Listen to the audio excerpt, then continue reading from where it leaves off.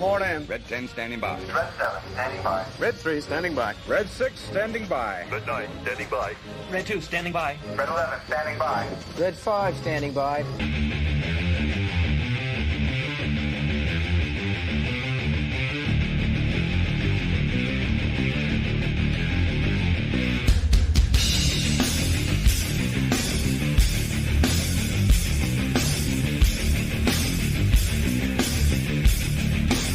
Oh, trolls are already on. Trolls are already in the house. I think I got Sambada to lay down the panhammer. Have fun. Las Vegas, Nevada. Yes, you're correct. Live from Las Vegas. Biggest little city. Biggest city in the world. Turn red 1. Everybody's already trolling already because they think that I hate Myron and Fred. That's a fucking idiot. Before we get to it, though, we gotta move along.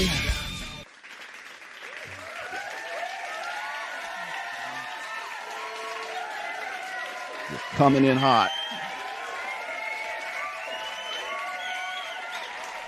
Like, you guys probably have no idea who this dude is.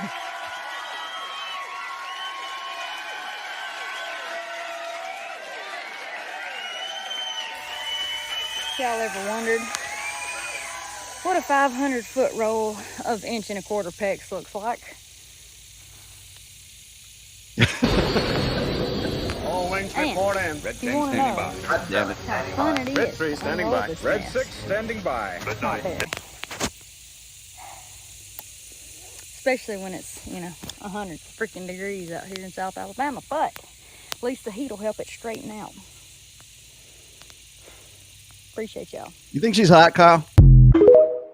Yeah, man. It's all right. She all right. Got engaged in Positano in Italy in 2021, and What about he Samira took me or whatever to the hell her name is? San Pietro Hotel. I was with my little sister McKinley, and he was like, let's show her the tennis courts, let's show her around. I'm like, why are we going to the tennis courts? We should be showing her the view from up top. He was like, no, let's just show her everything really quick. And we go to the tennis courts, and he's like, oh, we should all take photos. And his brother is taking photos of us. And then he's like, oh, wait, you guys, like, one more photo. And Danny, he turns to me and he's like, I have a surprise for you. I was like, what, a surprise? What do you mean? What's going on? And then he gets down on one knee, and I was so shocked. I was like, wait, it's happening right now? Like, what?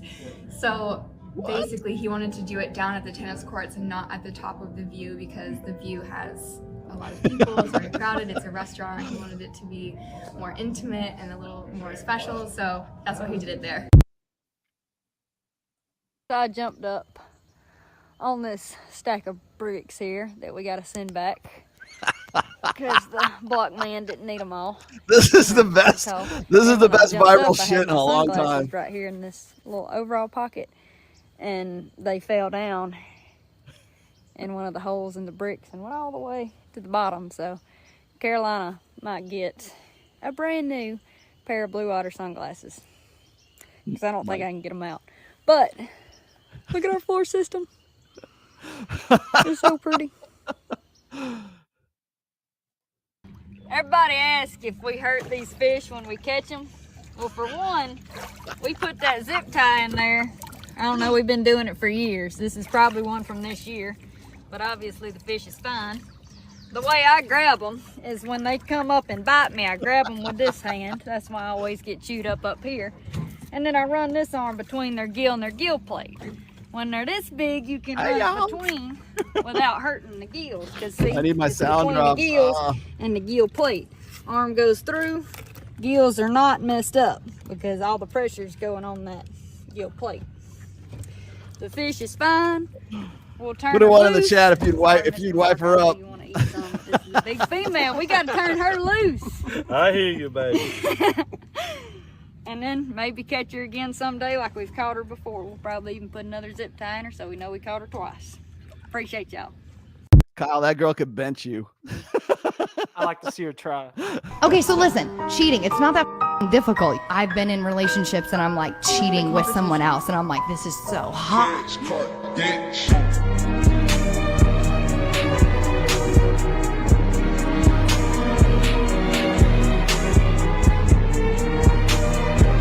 her up.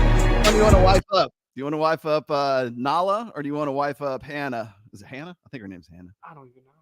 Then you won't have a man, because a man can't be a man when he's saddled down up to his neck in debt with a dissatisfied woman who don't give a damn. She wants more and more and more. Let me tell you something, woman. We ought to take you and throttle you. I'm just telling you straight up. You don't want no man like me. You couldn't live with a man like me. Because I would not take that damn foolishness from one of you. For 1 minute, I'd drive you through the door. I don't like no woman to dominate no man. And I don't like no woman who even tries. Preach. Preach. Then you see another side of me.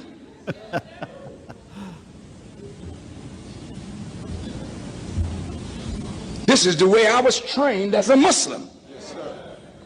You can see it coming out of me now, right?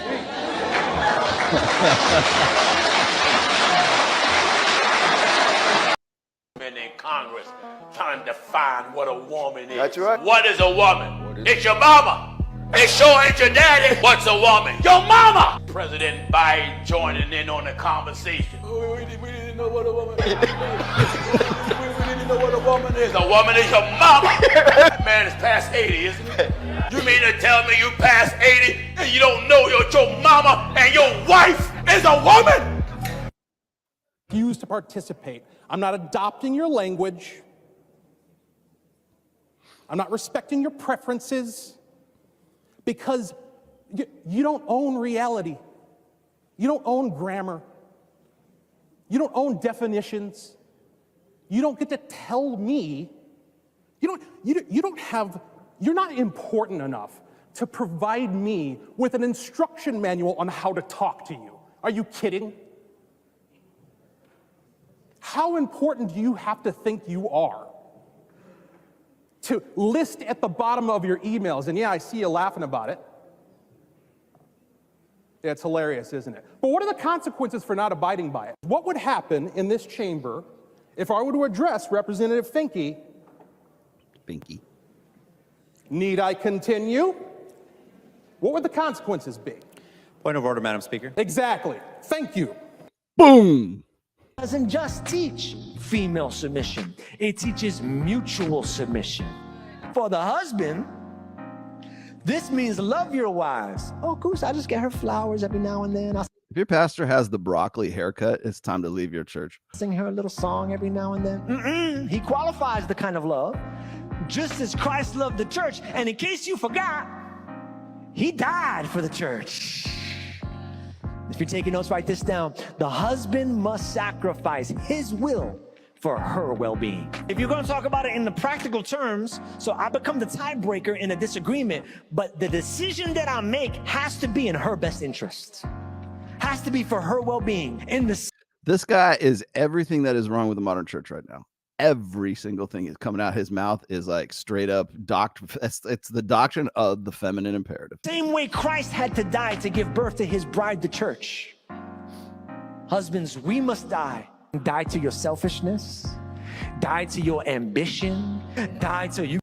Die to any purpose and die to anything else that you might have an interest in your life. Do what I said. Die to that so that she can be everything that God created her to be. Wow. The Bible. Wow. Man, what an effective fucking Maybe I can't tonight. I'm just like so tired. I can't. Here you go. You guys just tried harder. Of course. Hey, get up. What are you doing? You just got so upset because your wife said she was super tired. She always says no. There's always some little excuse. Headache, I don't feel good. She always has some reason why she doesn't want to go there.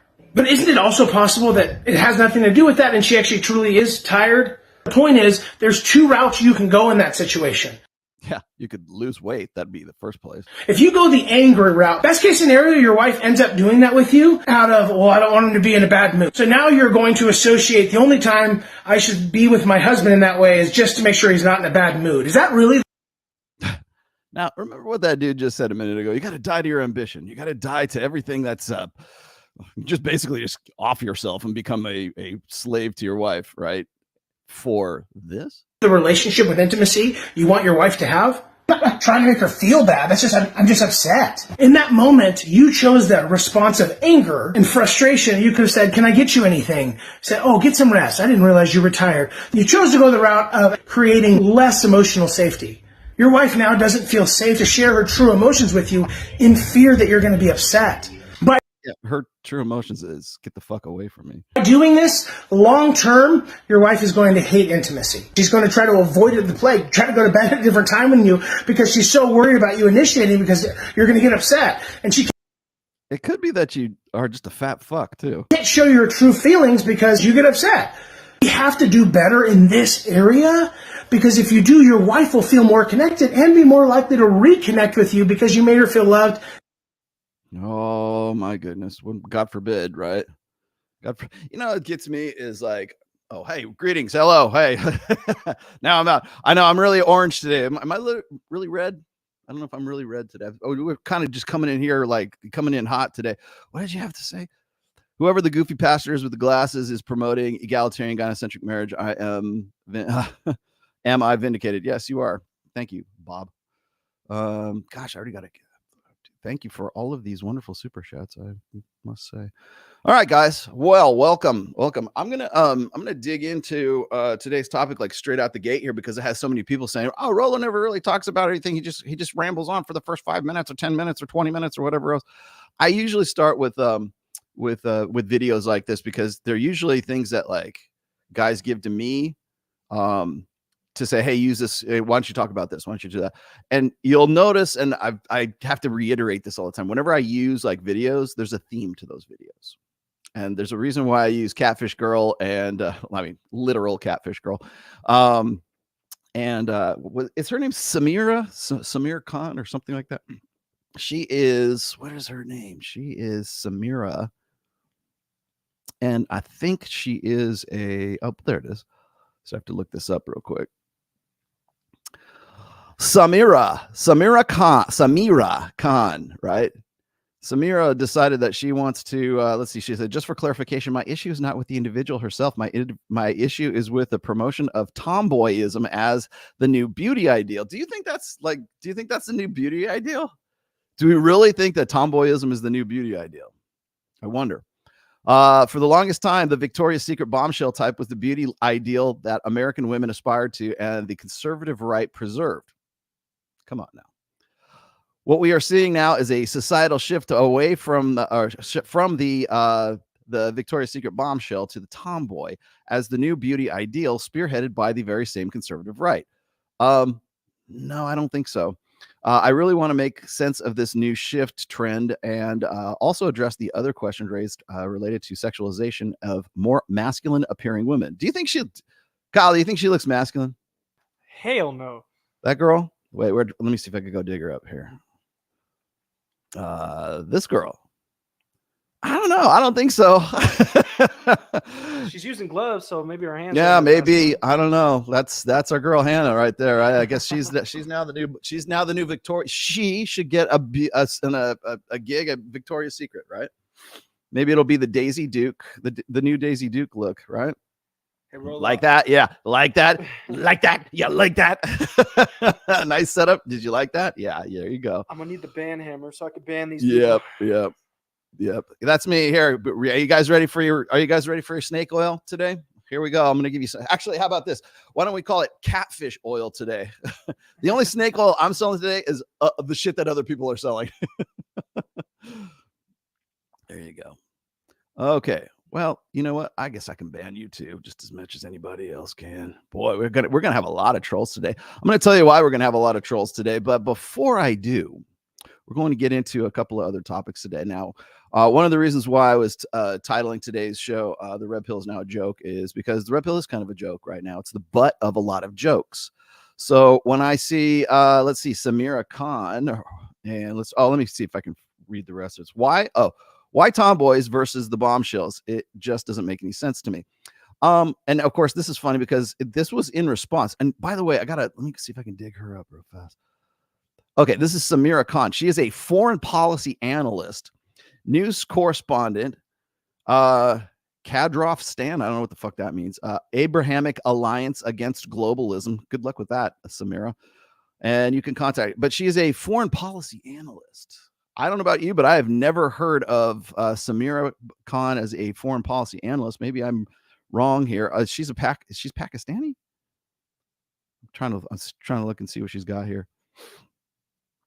Anyways, apparently she's a Muslima, right? I think so. Yeah. I probably should have looked her up a little bit further before I did this. There you go. So what do you guys think? Do you think that we have, because she's kind of like this prissy kind of, she reminds me of Jasmine Jafar, quite honestly. But again, more manufactured bullshit. That's all this is. This is just all what's more feminine? What's going to turn? What's wife material? Everybody wants to talk about how the red pill always wants these guys in the red pill. Those red pill dudes. They want the girl who can, like, I don't know, noodle for catfish or some shit like that. They want the girl who knows how to, like, grill out, right? They want the girl who can gut and clean, like, trout or bass or whatever the fuck it is, right? And I think it's funny because really all it's doing is sort of it's doing what I call tilling the fields, and we'll talk about that here in a little bit, because today's episode is really about tilling the fields. What is tilling the fields? Okay, well, tilling fields is this. It's setting up a narrative to be harvested later on. Let's just say that. It's digging in and planting the seeds for the next narrative that's going to be coming up, okay?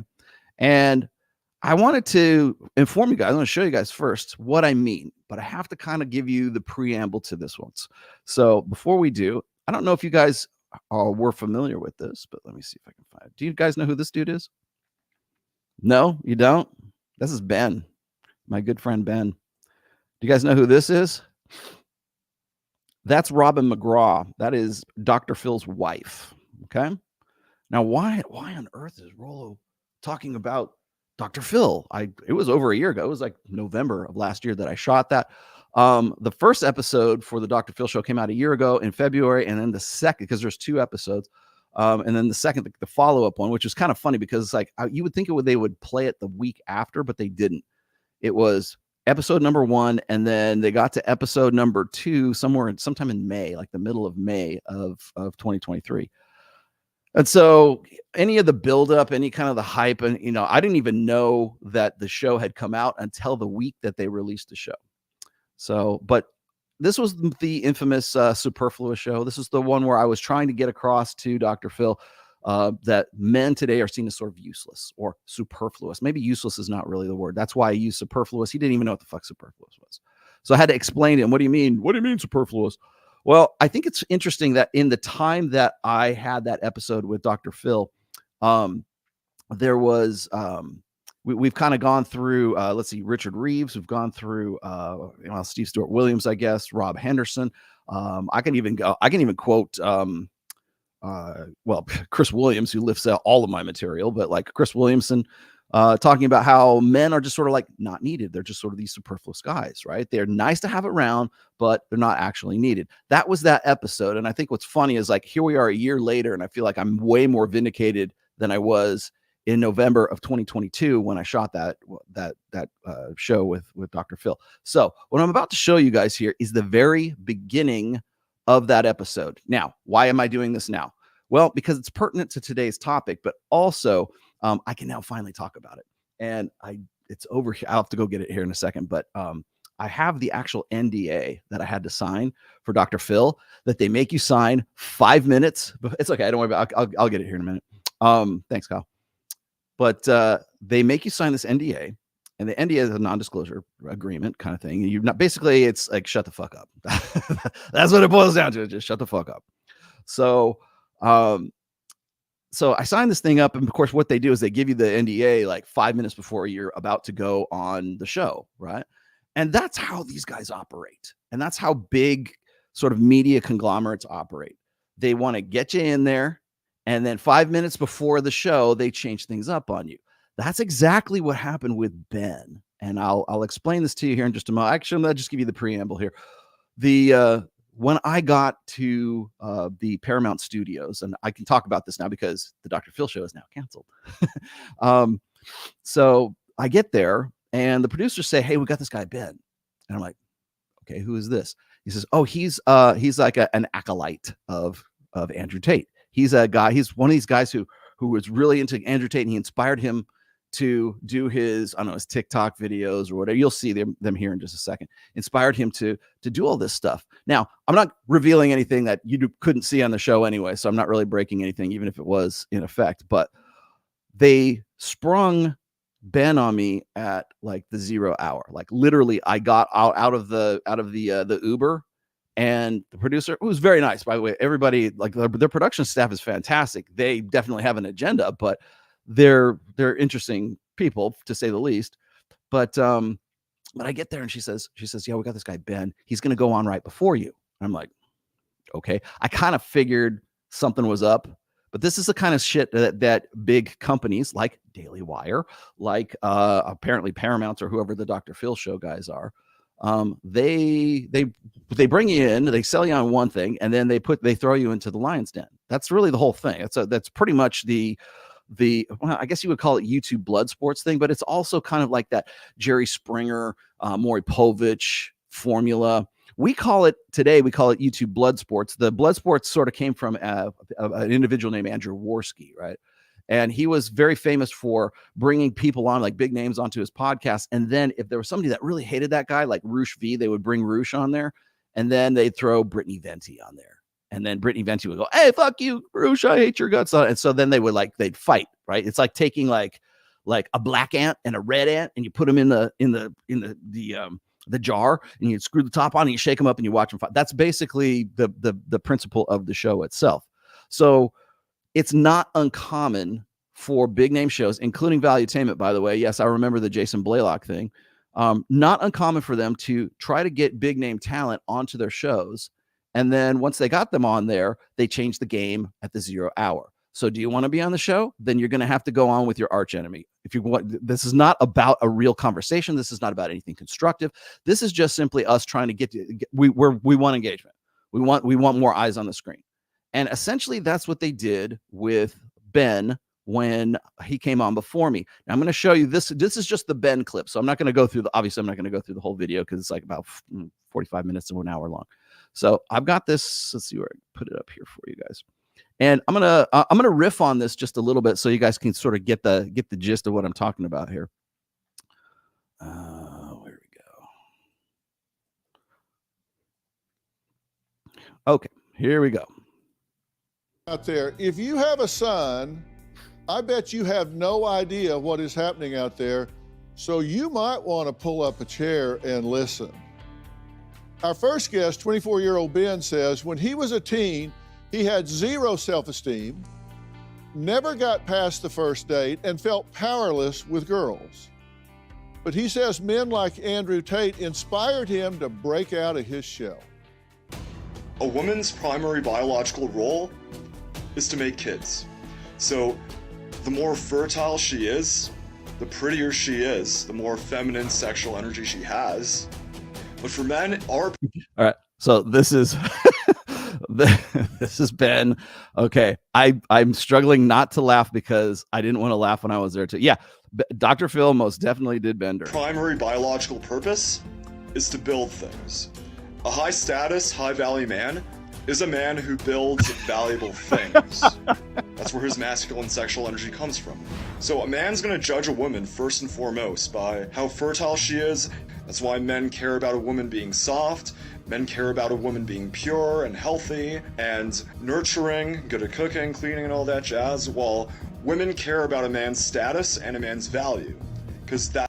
All right, so all of this probably pretty much sounds familiar. This is one of those red pill guys. Shows how good he is at building things, how good he is at taking care of his body and being strong enough to protect her and her children. It's not unfair that men care more about looks than women do. It's just how nature designed us. Wow. So you understand women? Yeah. How do you understand women so well? Oh, just life experience. I've put myself out there a lot and had my fair share of learning. I've read a lot and experienced a lot of. You sound like he knows what he's talking about from experience. Different perspectives, and did my best to put them all together. You're a sexual energy coach. Did you catch that? Did you catch? Wait, I got to back that up just a touch. Oh, okay. Real quick here. If you look at the chair that they put you in, they put me in these goddamn chairs too. And I was doing my best to keep my feet from dangling off there. But if you're about, I don't know, the average height, like 5'9" or something like that, notice like Dr. Phil's a pretty tall dude. He's probably pushing 6 feet, maybe 6'1". When I met Ben during this whole thing, Ben's probably, 5'8", 5'9", something like that. And so he dangles his feet off of there like he's like this manlet, right? I mean, he's like this. He looks like a puppet or something, like a stuffed animal, just like dangling his feet off of there. It's like he's sitting at the kids' table during Thanksgiving. Help me with that. What is a sexual energy coach? So I help men with their mindsets, getting in touch with their masculinity, figuring out their goals and what sorts of action steps they can take to make those goals real when it comes to dating and relationships. Notice the expression on the faces of they don't pan to the guys in the audience, they pan to the women in the audience. But you don't have a girlfriend? Not at the moment, no. Okay. So you're telling other people how to get girlfriends and you don't have one? Well, I teach them how to get in touch with their masculinity. Okay. And so my clients have found girlfriends because of me. Okay. And how do you define masculinity? Integrity under pressure. And you were saying that women want a man that what? They want a man who knows what he values, a man who's good at building something, a man who's multidimensional and integrated, who can be masculine, but is also emotionally aware, intelligent, and fearless when it comes to achieving his goals. Are you an Andrew Tate adherent? I'm not a dogmatist by any means, but I do think that he's serving a valuable role. I think that he's making a positive difference, and he does say a lot of controversial things because he's an extreme person. Like, he is not your normal average guy. I wrote down some of the things that he said. All right, before we get to the things that he said here, let me just put back up. There we go. Much better. So right from the jump, this is the first guy. I'm reading my notes here. This is the first guy that they throw out onto the stage, right? This is before me, before anybody else. Wait a minute. Stop the presses. James Sexton, thank you very much. I don't know. I still think Ben is more credible than Pearl. Thank you. Yeah, well, I'm glad you brought that up, James, because I'm about to get to that point here in just a moment. However, before I do, just understand that this guy goes out first before anyone else does. So before the show is even like from the 0-0 mark on the time cue, this is the first guy that they bring up. This is the credible witness. This is the guy who represents the red pill. This guy is your average red pill guy. Do you believe that? Do you think that this is actually the guy that should be up there representing the red pill? No, I don't think so. But they did. But the producers did this on purpose. And remember, I don't know who this guy was until the day that this was going on. Now, I've talked to Ben since then, just sort of in the aftermath of it, just to sort of see. It was a while ago now, but definitely on the spectrum. Definitely prescribed. Have told me personally that he was prescribed with Asperger's syndrome. Nothing wrong with that. Just I was just curious, like when we were talking afterwards. But I mean, I can tell you guys the backstory, but I have to be a little bit careful how I sort of dance around that right now. But this is important. I want you guys to understand why this is happening. Everybody in the chat, every single person in the chat, cringe. Actually, I'm literally cringing right now. That's what they were intending to do. That's what they wanted you to do. They wanted you to cringe. Some of them I absolutely cannot repeat. But he says, I think my sister is her husband's property. Would you agree with that line of thinking? Not in the literal sense, no. Well, I understand. He doesn't have. Yeah, well, I mean, he doesn't own her. Women are obviously people, not objects, but it's one way of looking at things, misogynistic as that might be. he describes a sexual encounter and says that's how it goes: slap, slap, grab, choke, shut up, bitch, sex. That's how it should be. Well, okay, now wait a minute. This is Robin McGraw. Okay, now look what she's look at the facial expressions here. That's why I use this on the in the thumbnail.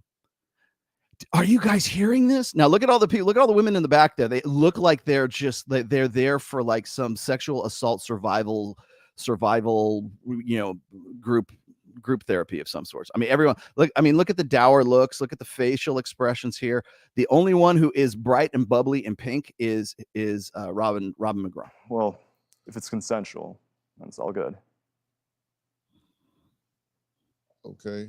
Okay, notice the people in the audience kind of like a little bit fidgety, a little bit cringy, right? He says, I'm not a blanking rapist, but I like the idea of being able to do what I want. And I don't believe women are as smart as men.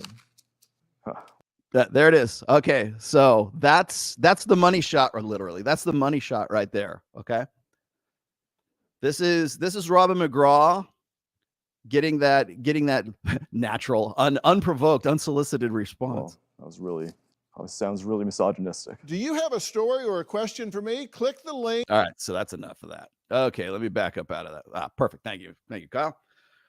So, what are we supposed? What's the take-home message from this, children? What are we supposed to get from this? Why do you suppose they threw Ben on this show before I came on? Why do you think that is? I'll give you two answers. I give you two chances to answer that question. I'll tell you right now that the reason for that is because they wanted to till the fields. They wanted to set a narrative. They wanted to have a atmosphere of ridiculousness. All right. So essentially what they're doing is they're creating this atmosphere that is really kind of the universal straw man. Like he's supposed to be who I'm going to have to follow, right? I'm playing clear. I'm like the closing act for this, because they wanted me on the show to really be there as a proxy for Andrew Tate, right? So what do? They bring on the most ridiculous guy that they could possibly find. They throw him on there. They put him in this big gigantic chair. His feet are dangling off like some little kid. You've got the women in the audience who are just visibly like, you know, you could tell they're bristling, right? Then you've got Robin McGraw back there, just agape, right? And remember, this segment happens in the first 5 minutes before the first commercial break. This is the first 5 minutes of this. Why are they doing this? Why would this be a thing? Why would commercial television, who's never recognized anything red pill whatsoever? Now, remember, this is November of 2022, and the buildup for this, they called me, I think it was September of that same year. And so they're trying to, you know, get me to get involved in this. Hey, you want to be a part of this? Blah, blah, blah. I'm like, yeah, okay. What are we going to talk about? We're going to talk about the crisis of masculinity, yada, yada. It had nothing to do with it. It was Andrew Tate on trial from the jump. The first thing I told them was, look, like when I got up there, I said, because I knew what was going to happen, and I had to diffuse Dr. Phil before I could get up. Because once I saw this happening, I was like, okay, I've got to diffuse this because I know where this is going now. And I knew I was going to be walking into an ambush. I knew I was going to be, you know, I was ready for it, because people kept saying, well, Rollo, why you said you would never do Dr. Phil. I didn't say I'd never do Dr. Phil. I said I would never do the show that they wanted me to do the first time, which was in it would have been myself versus Tommy Lahren, because I had gone after Tommy Lahren for her Guys Ain't Shit video. And all they really wanted was entertainment. They just wanted blood sport. They just wanted bread and circuses. They just wanted gladiators, right? And when they sold me the idea of this, I even still have the outline that they told me, and I could probably read that outline to you, and you'd be like, that has nothing to do. That was like almost entirely nothing to do with what we got into. Then we had Imran Ahmed was on the show. I was the one who suggested that Richard Reeves be on the show. They got Richard Reeves. I was glad for that, because I made a good connection with Richard Reeves. And they had Marilyn, who was the divorce attorney from Reno, Nevada, actually. And I was already familiar with Marilyn because she had done an interview with Donovan Sharp. So little did the producers know. So who was walking into whose trap. But the interesting thing to me was this, was I was told that this is what we're going to do and this is what we're going to talk about. And right from the rip, it was Andrew Tate this, Andrew Tate that. And they really, during the build up to the show, they had asked me if I could get Andrew on. I texted Andrew. He just had converted to Islam back then, and he wasn't doing any shows. He certainly couldn't set foot in the United States for obvious reasons. And so I couldn't get him. They wanted me to ask him again if he would do a Zoom call or if you do something via Skype. Wouldn't do that either. So I was kind of there, sort of like the understudy for Andrew Tate. They really wanted Andrew. They really wanted to be able to run him up the flagpole.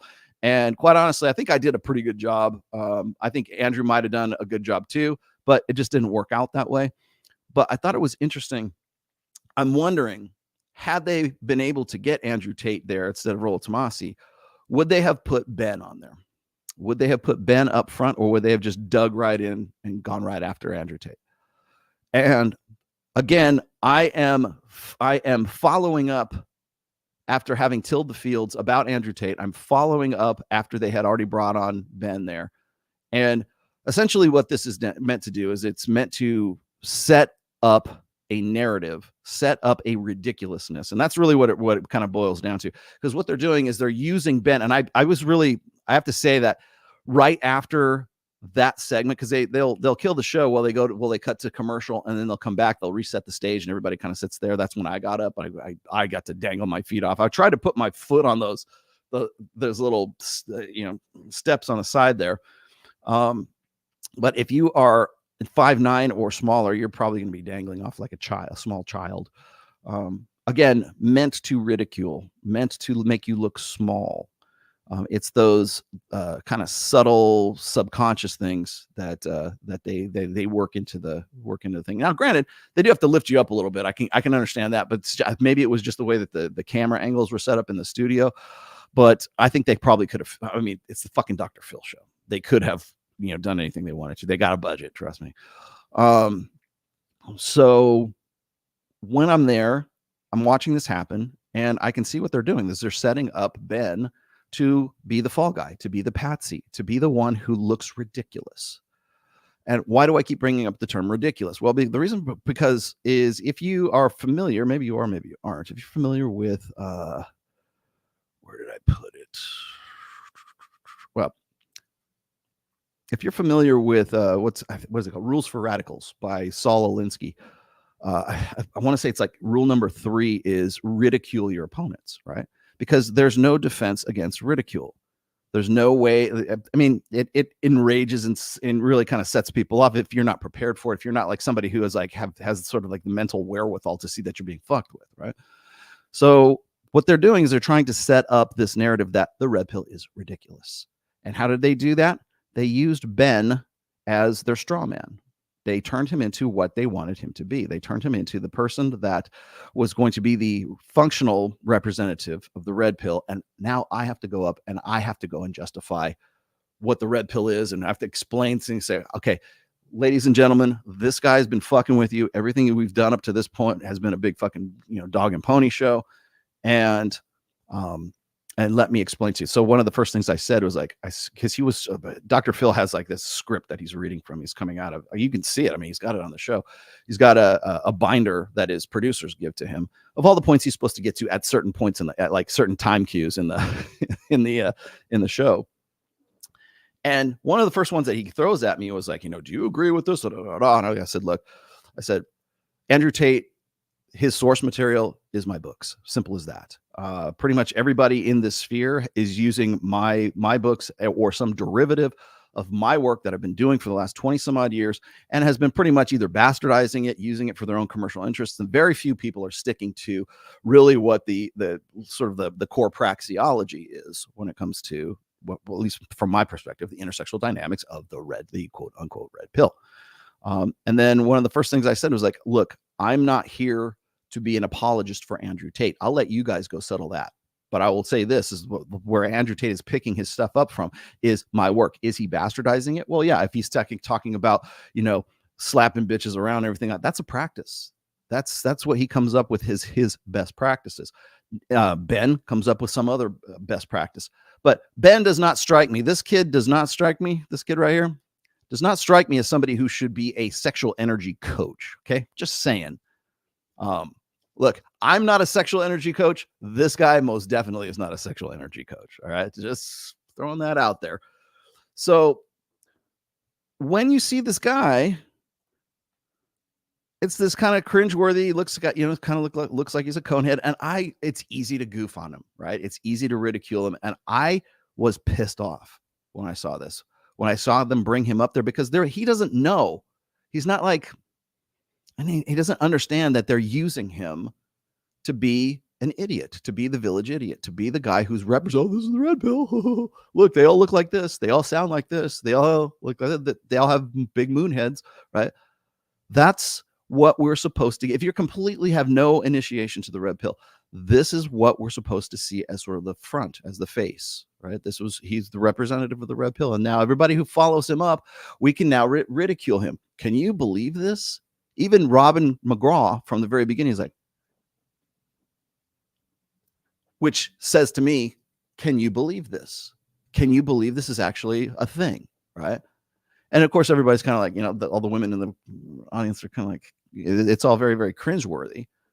But the reason why they're doing that is because they're setting up a narrative. They're setting up setting him up to be the fall guy is basically what they're doing. And I was pissed off because he's not mentally there enough to understand that they're fucking with him. He's like, doesn't understand that the questions that are coming out of Dr. Phil's mouth are meant to ridicule him. They sound honest. They sound like he's being really straightforward. And granted, the kid was nervous. Don't get me wrong. You could tell just in the tone of his voice that he's very, very nervous. Even like when I was getting up there, I understand. I realized it's I think there's like maybe 300 people in the audience. And so I'm used to playing to, I mean, hell, I got 2174 right now. I'm used to playing to that.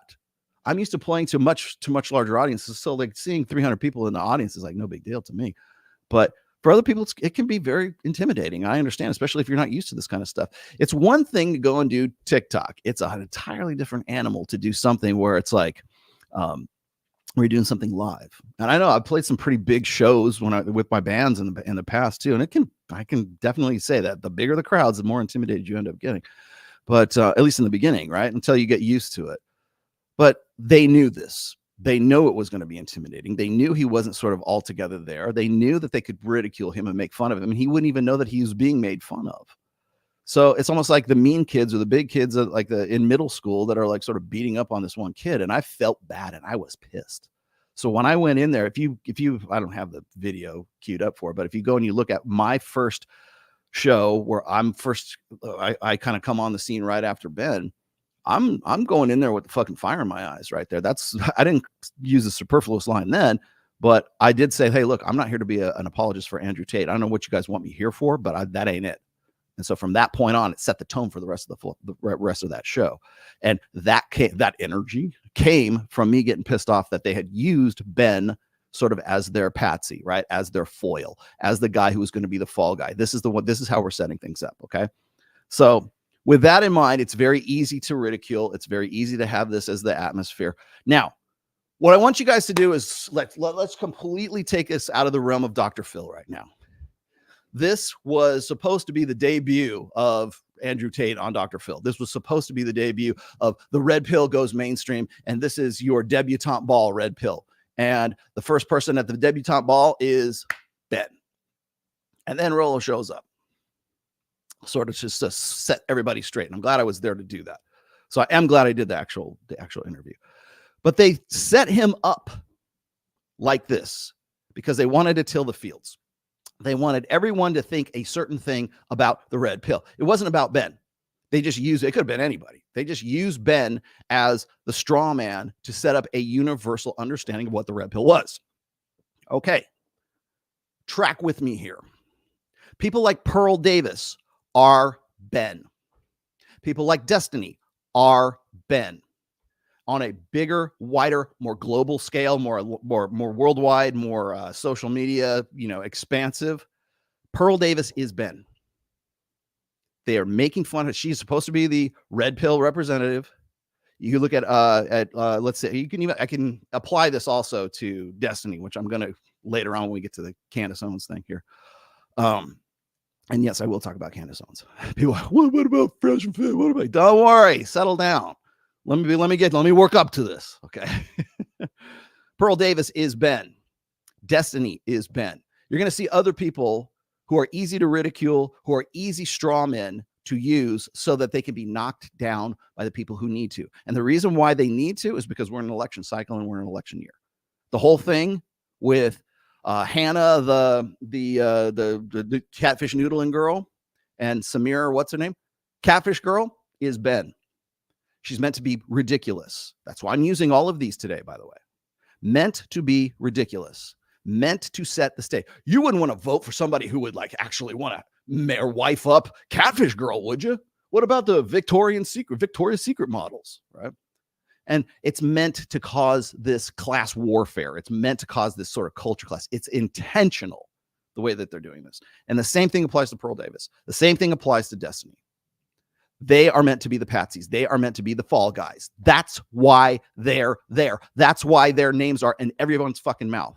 That's why they can't name another. That's why Daily Wire is Dr. Phil in this situation. Daily Wire wants to use Pearl Davis as the face of the red pill. That's their Ben. I don't know. Well, I just didn't know what I was doing. Somebody come in and help me out here. I can't defend a single point, but I'm happy to go and throw out all these Molotov cocktails when it's a slow news cycle. That's what her purpose is. So why am I getting into this? The reason I'm getting into this is because I'm sick to fucking death of this. I've been doing this for 22 some odd years and I've seen this happen. It happened in 2015, 2016, happened in 2019 through 2020, and it's happening right fucking now. Exactly the same fucking things. Right? The same buildup. Everybody thinks the red pill needs to be whatever they want it to be. So I'm sick to death of hearing these fucking trad thoughts talking about like, oh, well, the red pill always says this.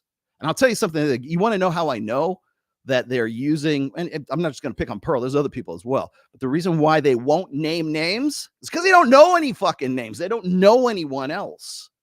They don't know anybody else except for Andrew Tate, who's, in all likelihood is going to end up in some Romanian prison for all we know at this point. I'm not saying I hope he does. I'm just saying in all likelihood, that's the way it's starting to look right now. And who are they going to have? Pearl Davis. They're going to have Destiny.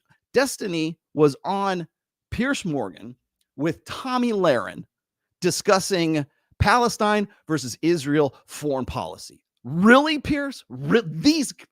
We don't have anyone better that we could actually who have some sort of like knowledge in statescraft that know anything. Hell, even Samira, what's her face, is at least some foreign policy wonk. Why not her? No, because we need someone ridiculous. And on both sides, by the way, Tommy Lahren is just as much Ben as Destiny is.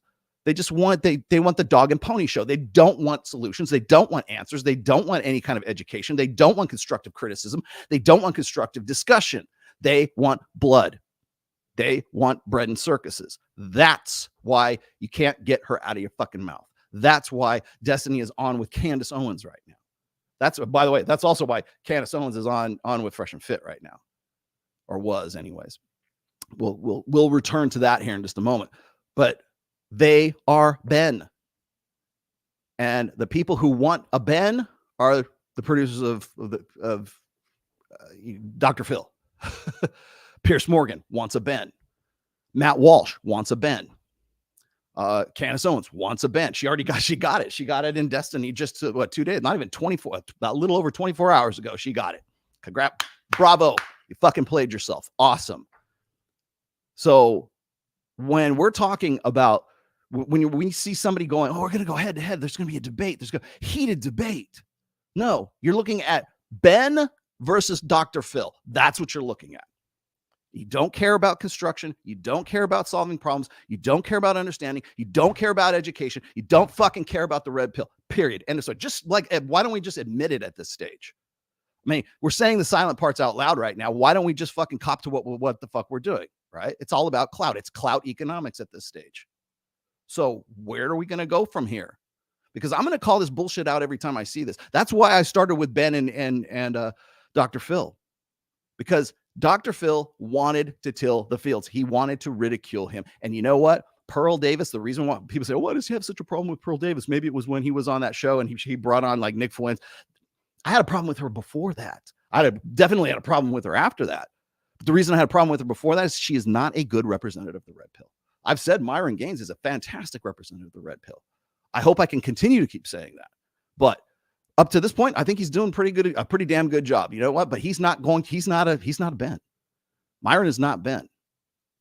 Pearl Davis most definitely has been ridiculous and should have the red pill and the Manosphere and everything that we've been putting together, everything that we've been doing for, well, at least in my case, the last 20 plus some 22 years now. All of that is misrepresented by the Ben that is Pearl Davis right now. Simple as that. And again, I'm just going to say it one more time, man. That's what you're associating yourself with. If you're associating with her, you're associating with a Ben. You're associating with a naive, deer in the headlights, cow-eyed wonderment, doesn't know what the fuck is going on, but she's more than happy to go and have her name be the representative of the red pill at this point. Doesn't know what's happening. End of story. Let me get back to these. What do we got here? Hi, King. Keep the camera this way. Do you like it this way? We got to 2. We're gonna work in it. We're gonna work in a third one pretty soon. Wait, go that one. There you go. All right. See, this is much better. You know, I like this one because I can do this. Swallow. Let me get my hair. Yeah. Wow, Rollo's really yoked. You know what gets me, Kyle, is like go to this camera right here quick. When I'm doing my regular show and I'm in Reno, I'm only like maybe from here to here. And so people go, oh, he's a manlet. Now go here. And then they go, whoa, what happened? He must be on TRT. He must be on gear. He must be on. His shoulders are cut. What's he doing? Oh, he's working out with Hida Yamagishi. Can I please just own this, please? Can I? One thing. Just give me one thing. You can give me shit about anything else. Just don't give me shit about this. What do you got? Okay, Rollo, last week I was thinking about your parents on the Dr. Phil show, and I was thinking that, man, this Rollo carried this kid and was doing a 1 versus 5. Yeah, it kind of worked out that way, didn't it? It's funny you said that, 1 versus 5. So let's see. Richard, Imran, Dr. Phil, but Marilyn was kind of like on my side. And then Robin McGraw. Oh boy. Yeah. I really want to be able to like do it. I know I couldn't probably monetize it, but I would really like to be able to do a sort of play-by-play, step-by-step through that episode. So I give you guys an idea what I was thinking of. It feels just like when they brought Marilyn Manson to the talk show to blame him about everything. Yeah, shaking my head. This is well known. Yeah, well, thank you for saying that, because this dynamic, the tilling the field dynamic, is not anything new. It's been going this way. See, you gave me that fucking muffin before we came out here. But it's been going on this way for a long. I mean, it's a proven formula. It's talk show formula is what it is. Since Maury Povich, Sally Jesse remember her? Sally Jesse Raphael, Phil Donahue, Oprah Winfrey, right? I mean, come on. It's the same. Like, let's get these people in here and ridicule them because it's easy to ridicule them. It's our platform. We can say whatever the fuck we want. Oh, and by the way, sign this NDA so you can't say jack shit. Simple as that. What you got here? Rollo, now that Dr. Phil is on a publicity tour for his new network, he is definitely using some of your talking points. Yeah, I know. A 180-degree turnaround from your appearance on his show. The grift is real. Yeah, because they know that it plays. They know that whatever they want to bastardize the red pill to be, they know that it plays. They don't want to talk to me because if they talk to me, I'm too real for them. Like when I was on the show, like everybody, I can't think of anybody who didn't think that my appearance on Dr. Phil, even the people who hate my guts, said, you did a pretty good job on that show. And because I was prepared, I knew what I was walking into. I put it this way.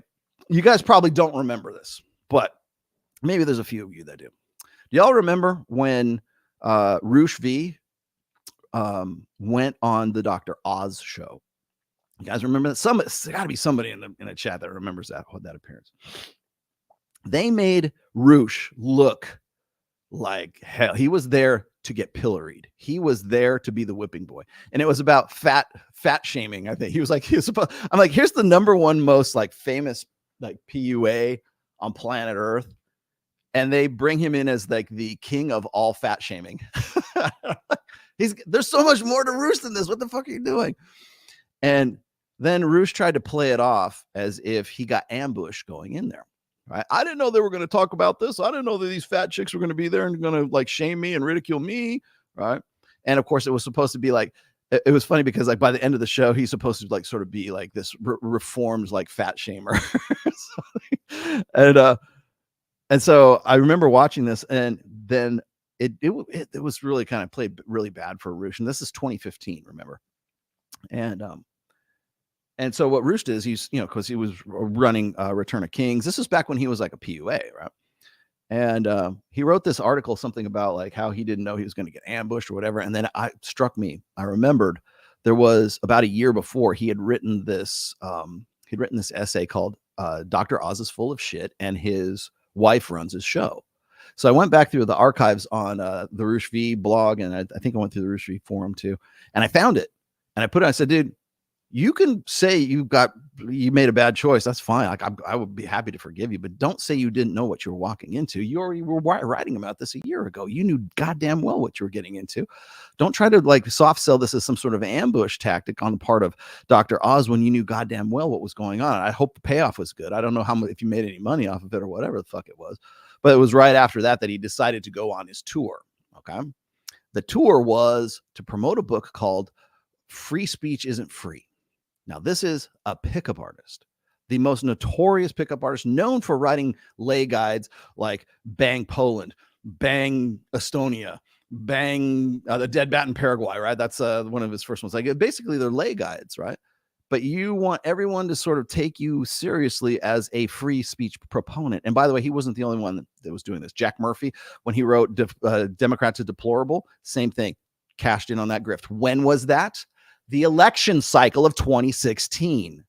When did he get like run up the flagpole and get like canceled? The election cycle of 2016. Why? Because he pivoted from red pill into politics. Same thing with Roosh V.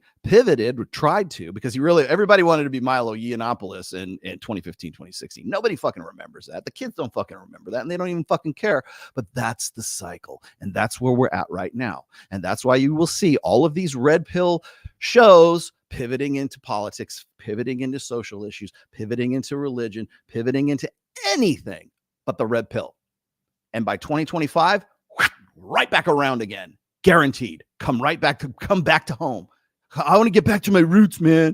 I feel like I got away from them. Yeah, you're getting away from them, and they're making fun of you and they're ridiculing you at the same time because you're more useful to them being the butt of a joke than you are actually educating people and doing something and holding other people accountable. The same people who have been giving us shit in the red pill for ages. Now we're just going to fucking be good with it because it's a pivot.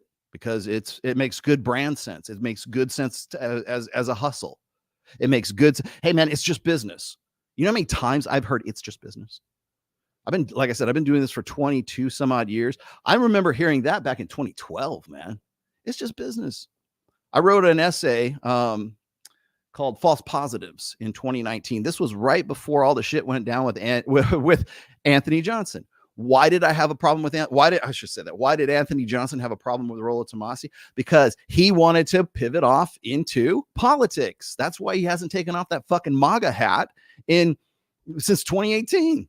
Since 2018, 2019. That's why he's making ones that say, make women great again or whatever the fuck it is, come to the 21 convention, whatever the fuck.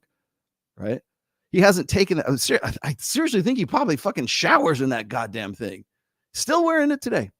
Still today. Like you will never, who you're talking to because you got to see that red MAGA hat. Like when does it come off, man? When do we like have a moment of clarity? Like it's like a drunk and you're hoping for the drunk to have a moment of clarity and just never comes. It's the same fucking thing. In 2019, the reason why Jack Murphy, Tanner Guzzi, Alexander Cortez, I'm trying to think who else was on. Oh, well, Jack Murphy was part of that whole thing. Socrates, all these people at the fireside chat, all these guys who are now long gone, whose names you don't even remember. Well, maybe you remember Jack Murphy's. Long gone, poof, by like a fart in the fucking wind, right? But the reason why they had a problem with me back in 2019 is the exact same reason everybody has a problem with Rollo right now. Except they took it a fucking to the next step, to the more autistic Aspergery step. So right now we are at a point in I know, red pill history again, where we're just come right back around to 2019, 2020, somewhere around there. Probably would have happened in 2020 had it not been for C19. But that being what it is, that's exactly what the vision was for the 21 convention. We're going to get Jesse Lee Peterson in here. We're going to get Mike Cernovich. We're going to get Stefan Molyneux is going to come in here. Donovan Sharp, you know goddamn well what I'm talking about too, because you were there. And you're like, how come Rollo doesn't want to take pictures with Mike Cernovich and Stefan Molyneux? You know why? Because Pat Campbell said, don't take pictures with those guys. Don't have that in the backfield somewhere where people can go and get those pictures and like say that you were at the same convention with him. This is because I will guarantee you that in the future you will be glad that you didn't. And you know what? God rest his eternal soul. Pat was fucking right. And I'm fucking right now. And you know I'm fucking right. You can say, well, it's just business. It's just this. It's like, okay, that's fine. You're not here's the thing. Just admit that you're not about it anymore. Just admit that it's not a thing. Just admit that your business and your hustle is more important than the mission ever was, than the principle ever was. I've been doing exactly the same thing since 2012, since 2006, really 2004, since the So Suave days. Fuck, I still lurk on So Suave occasionally. Put that over there. I want to get it close to here. There you go. Rollo, this is an operating machine that is PR, branding and marketing. It has been used decades since the 20th century. Yeah, it probably has. It's P.T. Barnum, right? What did P.T. Barnum say? Love me, hate me, just don't ignore me, or just spell my name right in the paper. That's basically what it boils down to. Yeah, I mean, it's as old as advertising. I know, Lord knows, I've been in advertising and marketing for pretty much all my career. They can try to destroy the red pill, but the facts are the facts. Even Mack and Murphy in a recent interview couldn't refute the facts and studies used by the red pill. Of course not, because you know why? You want to know why? And I have a Mack and Murphy clip for here. You want to know why? I'll tell you exactly why. Because eventually, even guys like Date Psych, even guys like even Chris Williamson, like I saw Chris Williamson. I think I even used the interview here. Chris Williamson was on Piers Morgan, and essentially almost reading verbatim like passages out of the Rational Male. He doesn't even know where they come from because he probably heard somebody else using them from who read it and then used it, and he picked up on it and just memorized it. But he probably has no idea where they originated from. But eventually, you're correct. Eventually, people will come around and they'll start, like, they can't refute the data. They can't. It's just 1 + 1 is 2. It's just deductive reasoning. I mean, that's when people say, well, Rollo, you don't cite sources, blah, blah, blah. Well, I do. But the thing is that that's not the point. That's not the problem you have. You have the problem with my deductive reasoning. You have the problem with me asking the wrong questions. You have the problem with me connecting dots that are very uncomfortable dots to be connecting. That's what you have the problem with. It's not the data. It's not how I delivered it. If he would just be nicer, if he wouldn't talk like this, then I would be more open to listen. No, you wouldn't. It's the fucking information. It's not how it's delivered to you. I can give it to you on a fucking silver platter. I can give it to you on a dirty fucking, trash can lid. How do you want it? It's the same fucking meal. What do you want? Right? That was the Mack and Murphy one. Hang on. There we go. Hey, Professor Rollo. The same could be said of Tate, Pearl, and Myron on how they used to ridicule the red pill as well. Did they? Oh, I know Pearl did. Pearl hated the red pill for the longest time. I think that's one of the reasons why she and Myron originally clashed so much. What's funny about Andrew Tate is Andrew hated the red pill before he loved the red pill, before he hated it again. And he's back to hating it again. And I think primarily because he wants to get a lighter sentence, honestly. Ben looked like a hobbit. He did look like a hobbit. Ben looked like a hobbit. Notice how they tried to discredit him because he didn't currently have a girlfriend. Yeah. And they led with that too. That was the first thing. That was like the first point of I would bet you there's a bullet point list that he was going. I don't have his notes obviously, but I bet you there was a bullet point list that he was using at that time that hit the girlfriend point, hit the sex energy point, hit like these little things. Because and by the way, no hate on Dr. Phil for this at all, because Dr. Phil is just mouthing the words. Like if, one of the like people just mentioned a minute ago about how he was on Joe Rogan. One of the reasons why I agreed to do the Dr. Phil show is because I had seen him previously on Joe Rogan, and I was hoping for that version of Dr. Phil, which never materialized because it's Paramount Studios. It's the syndicate that wants him to do it. It's the producers that want a certain kind of show. You want to know why the show got canceled? It doesn't have anything to do with Dr. Phil. It's the fact that he could no longer deliver on like didn't really even care all that much anymore. Advertising, I should say, because he couldn't deliver the way he used to deliver. And which was interesting to me because like you see him when he's sort of like unplugged on Joe Rogan, he's a much different cat than he is when he's on his own show. He almost looked like when I was talking to him, I'm like, is he all together there? Like, am I talking to like my grandfather or my great grandfather? You know, like okay, let me talk down real slow for granddad here. But he's not like that at all, especially if you've seen the most recent Joe Rogan interview. Plants the idea. He plants the idea that if you don't have a girlfriend or wife, you're an incel. Yeah. They never use the term incel in the entire, I don't think in the entire show. They used him like an autistic Forrest Gump. Yes, they did. And that's what they intended to do. And that's essentially what Pearl Davis is, an autistic Forrest Gump.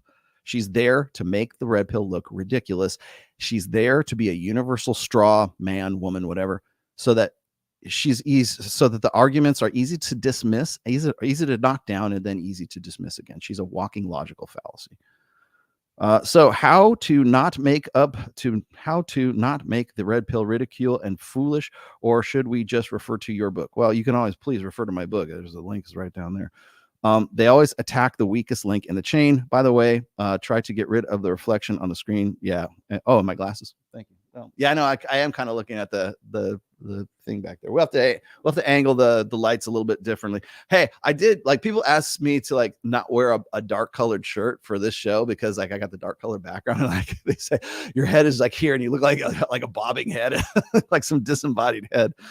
So, and I thought, you know what, they're kind of right. Thanks for that $100 super chat or €100 super chat for that, which is a little more than $100. What you rambling about, God? Okay, thanks, Carl Bennington.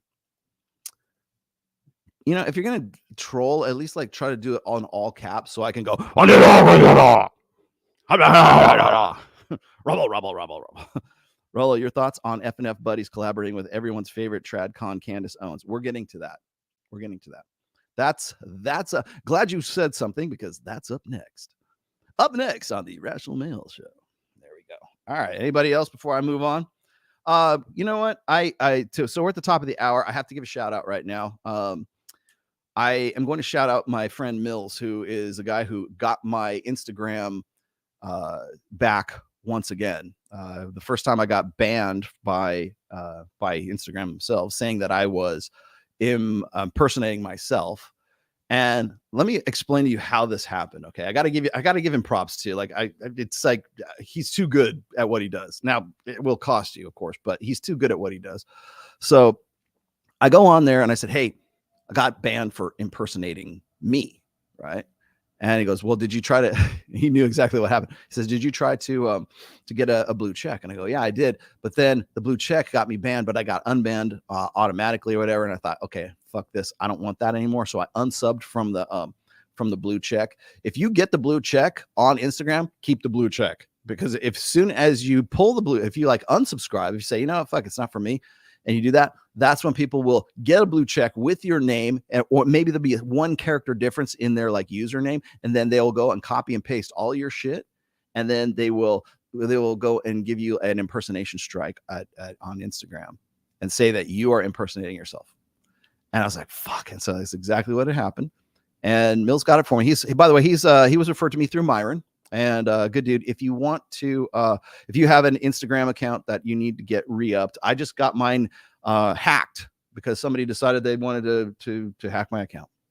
Imagine that this convenient juncture in history. So when I was banned, it took 10 days to get it back. And that's when I was like, I moved over to the Access Vegas site and I started building Access Vegas on Instagram.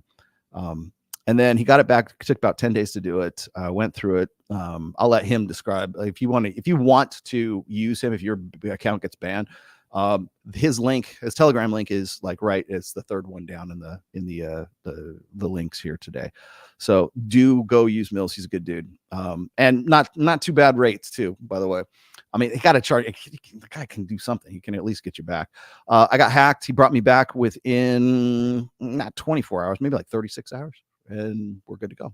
So, if you're looking for somebody to help you out with your Instagram account, again, his Telegram link is right there in the links down below. There you go. Check out Helldivers. You know what? Okay. Because I know Kyle knows about Helldivers. We got to get a real yeah, I know. hiding them bugs. Yeah, it's funny you should mention that. Like, I'm not like a big, I can play third person shooters. I can't play first person shooters because I have an astigmatism in my eyes. It makes me a little queasy whenever if you have to like look through someone's eyes. But if it's a third person shooter, I can get into it. Right? So I can do that. I don't know why that is. It's weird. I can't watch movies like Cloverfield. Do you ever watch Cloverfield? And it's all shot from like first person POV. Yeah, first person. It's like an episode of like Cops, right? Bad boys. I can't watch those when the thing is just the camera's bouncing around. Like, oh Jesus Christ! Get like motion sickness. Yeah, I get motion sickness. And so when I was a kid, when I was like 7 or 8 years old, I had one eye that was pulling the muscles of the eye was pulling it this way. And so back then they had to go in and clip the muscle and so that they would even out. And then the other one started pulling this way and then they had to clip the other one. So I had like kind of weak muscles to begin with when I was a kid. And so as a result of that, my eyesight's actually not too bad. It's the fact that like one eye looks up a little bit, one eye looks down. And you don't notice that when like you see me with glasses on, you see me like, because my eyes naturally compensate to have that sort of stereo vision. But I do have that. It's also why I can't get LASIK surgery. And it's also why I get like queasy whenever I see like first person shooters. So consequently, I don't really play like Call of Duty or Helldiver. Well, Helldivers is third person though, isn't it? I think it's, you look from behind the dude. I'm not too maybe sure you could exactly. do that. It looks pretty good. And what is it? Helldivers 2 is what it is. And like, so everybody in the RAR squad, everybody in the T-Rex army is saying, you got to get into like Ryan Stone. You got to get this game, blah, blah, blah. So I don't know. I got too many distractions as it is. You have to serve democracy. I have so many. Well, Mike wants me to get like I don't have a console, but now that I'm in Vegas, I'm seriously thinking about getting a console, getting a PS5, because he wants me to play Madden with him, and it sort of has that collectible card thing going with it too, and it just seems like a pretty fun game. It's got like football, but there's some pretty cool games. Low-key, Candace complimented Myron more than Fresh. Of course she did. Well, and that's not because don't think that Fresh is dumb. Fresh is actually a very, very intelligent. I think people sort of underestimate Fresh. Fresh knows his shit, especially when it comes to marketing, especially when it comes to like networking and stuff like that. It was Fresh who told me to like make more use of Instagram. He was the one who helped me out with my Instagram way back in the day, like 2021. And but Fresh knows his shit. I just think it might be that like Myron sort of drives the conversation on that show, so maybe that had something to do with it. All right. Fresh is not autistic, trust me. Jeez. Have you met him in person? Because I have. I've hung out with him for days on end. So just yeah. All right.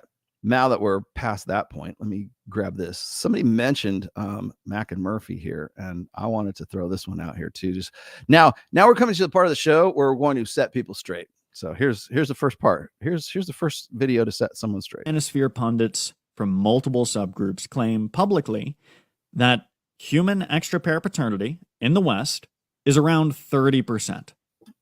Right? They believe that 30% of babies come from covert affairs by women who have tricked their husband or boyfriend into raising that baby. Okay. Who? Please, for the love of fucking God, if you're going to make claims like this, at least name names. Because it's never been me. I'll tell you that right now. I don't think it's ever been Myron. I don't think Fresh has ever said something about this. I would like to know who the fuck you're talking about. Because if you're going to make great claims like that, you better back up who the fuck you're talking about. Oh, I've heard these guys. Okay. What gets me is this. Is you could be on these shows. You could be on my show. You could be on Access Vegas. You could be on Myron Fresh. You can be on whatever podcast. And you will hear women have the same fucking complaint. And you know what that complaint is? It's, you guys make sweeping generalizations. Not all women are like that. Blah, blah, blah. You will constantly hear that drone. Now, the same people who talk shit about the red pill and how sweeping generalizations you guys just think that you latch on to one thing and you just keep going with it. Those guys are the last people who will name who the fuck they're talking about. In fact, they'll be the first people that will say, oh, those red pill guys, is that not a fucking sweeping generalization? Name fucking names. Name my name. Say my name. Say Myron's name. Say Brian's name. Say Mike Sartain's name. Say anybody's fucking name, but you don't say a fucking word. No, you don't. So I don't want to hear this bullshit about generalizations and locking onto one thing, or how it's just like, oh, they're just single-minded about tunnel vision, whatever else. Until you name names, you're full of shit. Please, for the love of Christ, nothing makes me crazier than that. I've heard higher, but I'll be fair here and choose the where. least. Where have you heard higher? Where? Who this guy is using this, like, this amorphous kind of like spirit, ephemeral. I'm trying to search for the right adjective. He's using a Ben. I've heard some say, who the fuck are you talking about? If you're going to make grandiose claims like that, you better be able to tell me who the fuck you're talking about. Where have you heard that? Oh, you know that all those guys. No, I don't. Fucking tell me. You're the fucking expert, clearly, because if you weren't, you wouldn't be on these shows making these claims to begin with. And again, I'm laying in a Mac, but the other thing is, like, there's so many other people that do this as well. Who? You know who the who is? It's the Ben. It's the Ben that they want, like this magical, mystical Ben that's somewhere over. Ben said that 30% of babies are born to cuckolded fathers or some shit like that. Ben said that. You might as well just use Ben. Just use that as your thing. Instead of saying those red pill guys, just say that Ben over there, these Bens over here, because that's what it boils down to. Ben said 30% of women cuckold their husbands. Unhinged number, 30%. 30%? 1 in 3? Look to your left, look to your right. One of you has a dad that's not your dad. Are you kidding me? The guy sounds kind of ridiculous, doesn't it? Who believe this cite the revealed rates of paternity fraud in cases where paternity has been disputed and a test has been requested, which is like trying to estimate the incidence of car crashes by surveying cars at an auto shop. Sounds ridiculous, doesn't it? Yeah. When your straw man is somebody who you won't name. When your straw man is those red pill guys. When your straw man is Pearl Davis. When your straw man is Destiny. When your straw man is a Ben. All of this seems to make sense. The men are already suspicious enough to pay for the test. Of course the rates are high in these samples. In large Western samples, without this selection bias, paternity fraud is consistently less. Okay, here's the thing I love. Like, can you guys, let me see, I'll put this up here. Can you even see those? Like, he has this really bad fucking habit of dropping, like, oh, here's my data sources right here. It flashes on for this long. Less than 3%. And to be clear, 3% would be a high estimate. I'm being very generous here. Even at conferences and in classrooms among people like myself who think extra pair paternity is a significant factor in human evolution. The fact is they don't know that people aren't going to click on this stuff because these aren't like clickable links. By the way. You'd almost never hear someone put the estimate that high. And that's still a 10th of what these guys say. They're off by an order of magnitude. Who? These guys. Who the fuck are you talking about? Who? Please, for the love of Christ. Everyone in the whole fucking peanut gallery here wants to know, Mackin. Who the fuck are you talking about? The incels on incel.co that all your buddies like at Swansea did the fucking the surveys of, those guys, the incel, like, where are you getting this? Because your data is just as skewed as your incredulousness about the 30 versus 3%, whatever, 10 times, whatever it is just as worthless until you say who the fuck you're talking about. These red pill guys, some say. See, there used to be a trend amongst let's pull this out real quick. There used to be a trend. A lot of people don't remember this. Another election cycle trend. There used to be this trend on like Fox News. So if you had like Bill O'Reilly, or you had like, it was usually it was like what was it, Hannity and Combs, or maybe it was Gretchen Carlson. She used to do this shit too. But they would use what's called the some say disclaimer. Okay. What was the some say? The some say was this. Some say that Democrats skewer babies and they roast them over an open fire and they eat their hearts and then they sacrifice them to the satanic god of Baal. Right? Some say that. So what do you have to say about that? Some say that you beat your wife on a regular basis and you use hookers and escorts and everything else. Some say. Can you please tell us what's about? Some say. That's what those red pill guys is, the some say of this fucking, well, this era, I guess. Some say. Not all women, not all X, not okay, well, who are we talking about? Define terms. Don't just show me some like, some cryptic non-linked studies that I have to like, literally, I have done this before. I'll stop his videos and I'll do a screenshot of it. I'll put it on my desktop. I'll go into it. I'll copy it because it'll go text to link. And then I'll find out where he is. And he's talking about that. And nobody's going to do, except for me, because I'm an idiot. Right.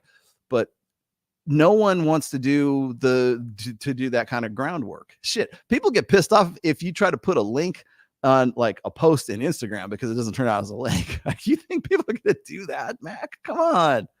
Like, if you want to be taken seriously as a evolutionary psychologist or wherever the fuck it is you're studying for, God, I still haven't figured that one out. Whatever it is that you're like being educated for, at the very least, show some sort of like personal academic rigor and put a fucking link on the goddamn video itself, on the TikTok video itself. If you're gonna, dude, I flex, okay? If you're gonna flex your biceps on TikTok, that's cool. But like, can you just do me a solid, man, and put the fucking links on there? That's all I'm asking. Just show me the links, and then tell me who the fuck you're talking about, because no one does. I was dealing with what's her name again? The TradCon chick, the blondie girl. The red pill's wrong. Blah blah blah blah blah. Who are you talking about? Please. No one wants to fucking say that. And until you do, by the way, I'm going to say this right now. If you're watching my show, and I've got quite a few people, thank you for 2,700 you guys today. If you are seeing this shit happen, I expect you guys to call this bullshit out. Like, why what the fuck? Who are you talking? Why do I feel like I'm doing all the heavy lifting, because when I see these posts, I don't see anybody going, who? I'm the only one that says who. And you know what's funny is when I say, who are you talking about? They go, well, you, of course. No, I'm just asking for a little bit of fucking clarity on this, because until you can tell me who you're talking about, their opinion is worthless. Their take is fucking worthless. It's some say. Some say that the red pill guys say X, Y, and Z. No, they fucking don't. You know how I can tell you? Because I'm one of those guys. I'm one of those fucking I need a t-shirt, man. Red pill guy. Red pill guys. One of those random red pill guy. That's why Fresh has a t-shirt that says random black dude or something. I think it was a random red pill dude. That's what I need, man. Jesus Christ. Yeah, but nobody wants to say. So it's just as like, and it just blows me away. And I know that this is all a result. I mean, this is the holistic approach, right? It's all as a result of this false narrative that gets played over and over again, because they all want a Pearl. They all want a Ben. They all want the retarded kid to go and run the football into the end zone at the homecoming game, right? Oh, yeah. You know, they're patronization. That's what it is. Patronizing these kids. Patronizing a Ben. because it's easier to do that because you'll get more engagement. When I have a confession to make. When I came back from the Dr. Phil show, I was frustrated as fuck. And I knew I did a good job, but I was frustrated as fuck because there was like so many things. Like when you do a show like that, you go, oh, I should have said this and I should have said that. And oh, fuck, when he asked me this, I should have said that. And like you're replaying the whole thing over and like what you could have done, what you should have done. Hopefully you'll do better on the next one, right? But I'm like just beating myself up over this. And Mike is looking at me, just shaking his head. And I'm like, I could have said this and I could have educated them on this and I could have told them this and this. He goes, dude, he's like, it's entertainment. He's like, they're not there for a pod class. They're not there. Like, save that shit for your own show, right? They're not there to be educated. They're there to be entertained. And that's what it is. Even Pearl will say, I'm an entertainer. Don't look to her. Like, if, by the way, Matt Walsh, Ben Shapiro, Candace Owens, all you guys who've been pussyfooting around with Myron and Pearl and all the rest of these guys, understand you're not getting educated. You're getting entertained. That's the difference between it. They don't want me to come on there and educate. They don't want me to come on there and run them up the fucking flagpole because that doesn't get eyes on the screen. That's I'll tell you exactly why that is here in just a second here. Do I have one more? Let me see. I think that was it for clips today. I got a few other. I have so many of these goddamn catfish girl clips. That's like I had to select the good ones. Oh geez. All right, let's get into the main thing today. So we've already got into using a Ben to be sort of like the patsy, to using Ben to sort of be like the straw man that everybody can use to ridicule. He's one of those red pill guys. So Ben is one of those guys that Mac and Murphy's been talking about. Just to clarify things here, right before I move on to a longer video, Mac, and let me explain a few things to you about the whole cuckoldry thing, right? It sounds salacious and all that stuff. Yeah, okay, good. But no one that I know has ever said 30%. Maybe you've heard one or two people on one or two podcasts say that, or maybe you got it from some incel off of incels.co. I don't know.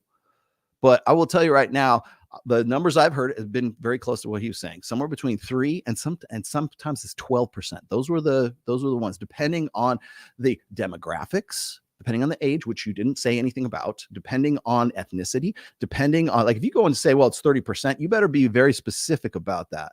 Because if you say it's 30% in the Black community, it's 30% in the Hispanic community, it's 30% in the Asian community, whatever it is, you have to be very specific about that. So again, you want to talk about sweeping generalizations, that's another reason why you have to be fucking specific, especially about claims like this, especially when you're going to vilify an entire group of guys who are just basically trying to understand shit. Okay. That's number one. Number two is, I don't think I've ever said 30%. I think I've gone as high as like 12.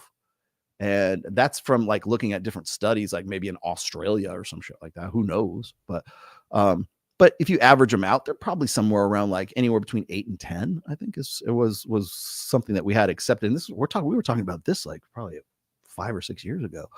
I think that here, Mac. Let me give you. Here's your next video. Okay, instead of going after like cuckoldry, go after microchimerism.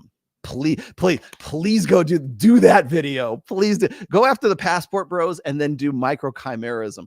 Go after I'm giving this to you. I'm giving you some fucking gold here. Go after microchimerism because that is going to be the next big thing. And whatever the red pill guys that you follow are, please go after those. But no, my point was this is like when we're talking about cuckoldry, from a genetic, like from a DNA perspective, one of the things that we have sort of one of the fruits of knowledge to fall off of the tree of infinite knowledge is we have plotted the human genome. So here's another great one. How do we know that? What is it? Is it 1 in 10 or 1 in 12? I can't remember. Human beings on planet Earth are direct descendants of Genghis Khan. 1 in 12. 1 in 12. 1 in 12 are direct descendants of Genghis Khan. Okay, so Genghis Khan was probably on a lot of guys' shit list back in the day, but the motherfucker was very profound, very, very fertile, let's just say. I'm not saying he had a bunch of wives. He probably went about that reproducing in a much different fashion. But he had literally a jar of his of his jizz and would literally like inseminate women. He would have them in lines. It was crazy. Yeah, because that was his goal. His goal was to repopulate the earth. Apparently it worked too.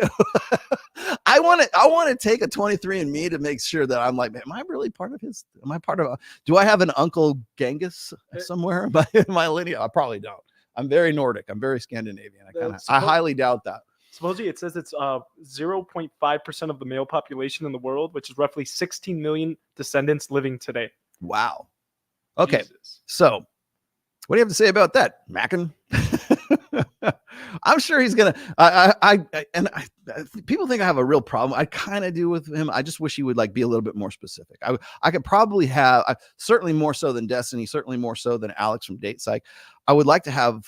I think Mike has actually talked about Mike Sartain has talked about having Mackin in, and if he's ever in Vegas, I'd love to have him here. I think he's probably the only one I could probably have that conversation with. Everybody else is just so anti-red pill. But I think I don't think it will ever happen simply because the first thing out of my mouth is, who the fuck are you talking about? That's what I'm going to say. Who? Where are you hearing this? From who? From what sites? From what videos? From where? Those dating sites said that whatever, Paul. Whatever. But Mackin, let me see if I can clarify a few other things here too. Okay. So actually, you know what? Let me throw this one back up here real quick because it was too specific for me to forget this. But whenever we're talking about cuckoldry, especially genetic Manosphere cuckoldry, pundits from multiple subgroups claim publicly that human extra. Wait, hold on. Wait, there it is. An excerpt from That Pilled Species podcast. Okay. That human extra pair paternity in the West is around 30%. Okay. Now, what qualifies as extra pair paternity? I have written extensively about extra paired paternity. Okay. I've never mentioned 30% in any of those articles, essays, or my books, actually. In Positive Masculinity, I cover this at the third book. And my point was this, is that it doesn't have to be a deception. It doesn't have, like, cuckoldry does not. In fact, it's more effective when it's not a deception. We live at the only time in human history where you can have a bastard child and women are rewarded for the bastard child. And I mean, we even have a term for it: bastard, fatherless child, right? We don't know who we don't know who the bastard was. Not necessarily a fatherless child. It was, we don't know who the father is. The mother might not even know who the father is, right? So it is a quote unquote bastard child, like a fatherless child. So if a woman has a baby, let's say out of wedlock, and then you come along and you marry a single mom, have you not effectively then been an active voluntary participant in your own cuckolding? If you have married a single mother, and I'm not saying it's bad or it's good, I'm just saying, if you do so, does that not by definition meet the qualifications of signing up for an extra pair paternity? Because in the book in Positive Masculinity, I wrote about this. I said there's two kinds of cuckoldry, right? There's proactive and there's retroactive. Okay. Proactive is easy. Okay. Proactive is you're married, you fuck some other guy, and you wanted to pass off the child as someone that's not yours. You basically trick your husband, trick the boyfriend, whatever. There's deception, there's lying and deception involved, meaning that she had sex with somebody else, got pregnant, and it's your baby.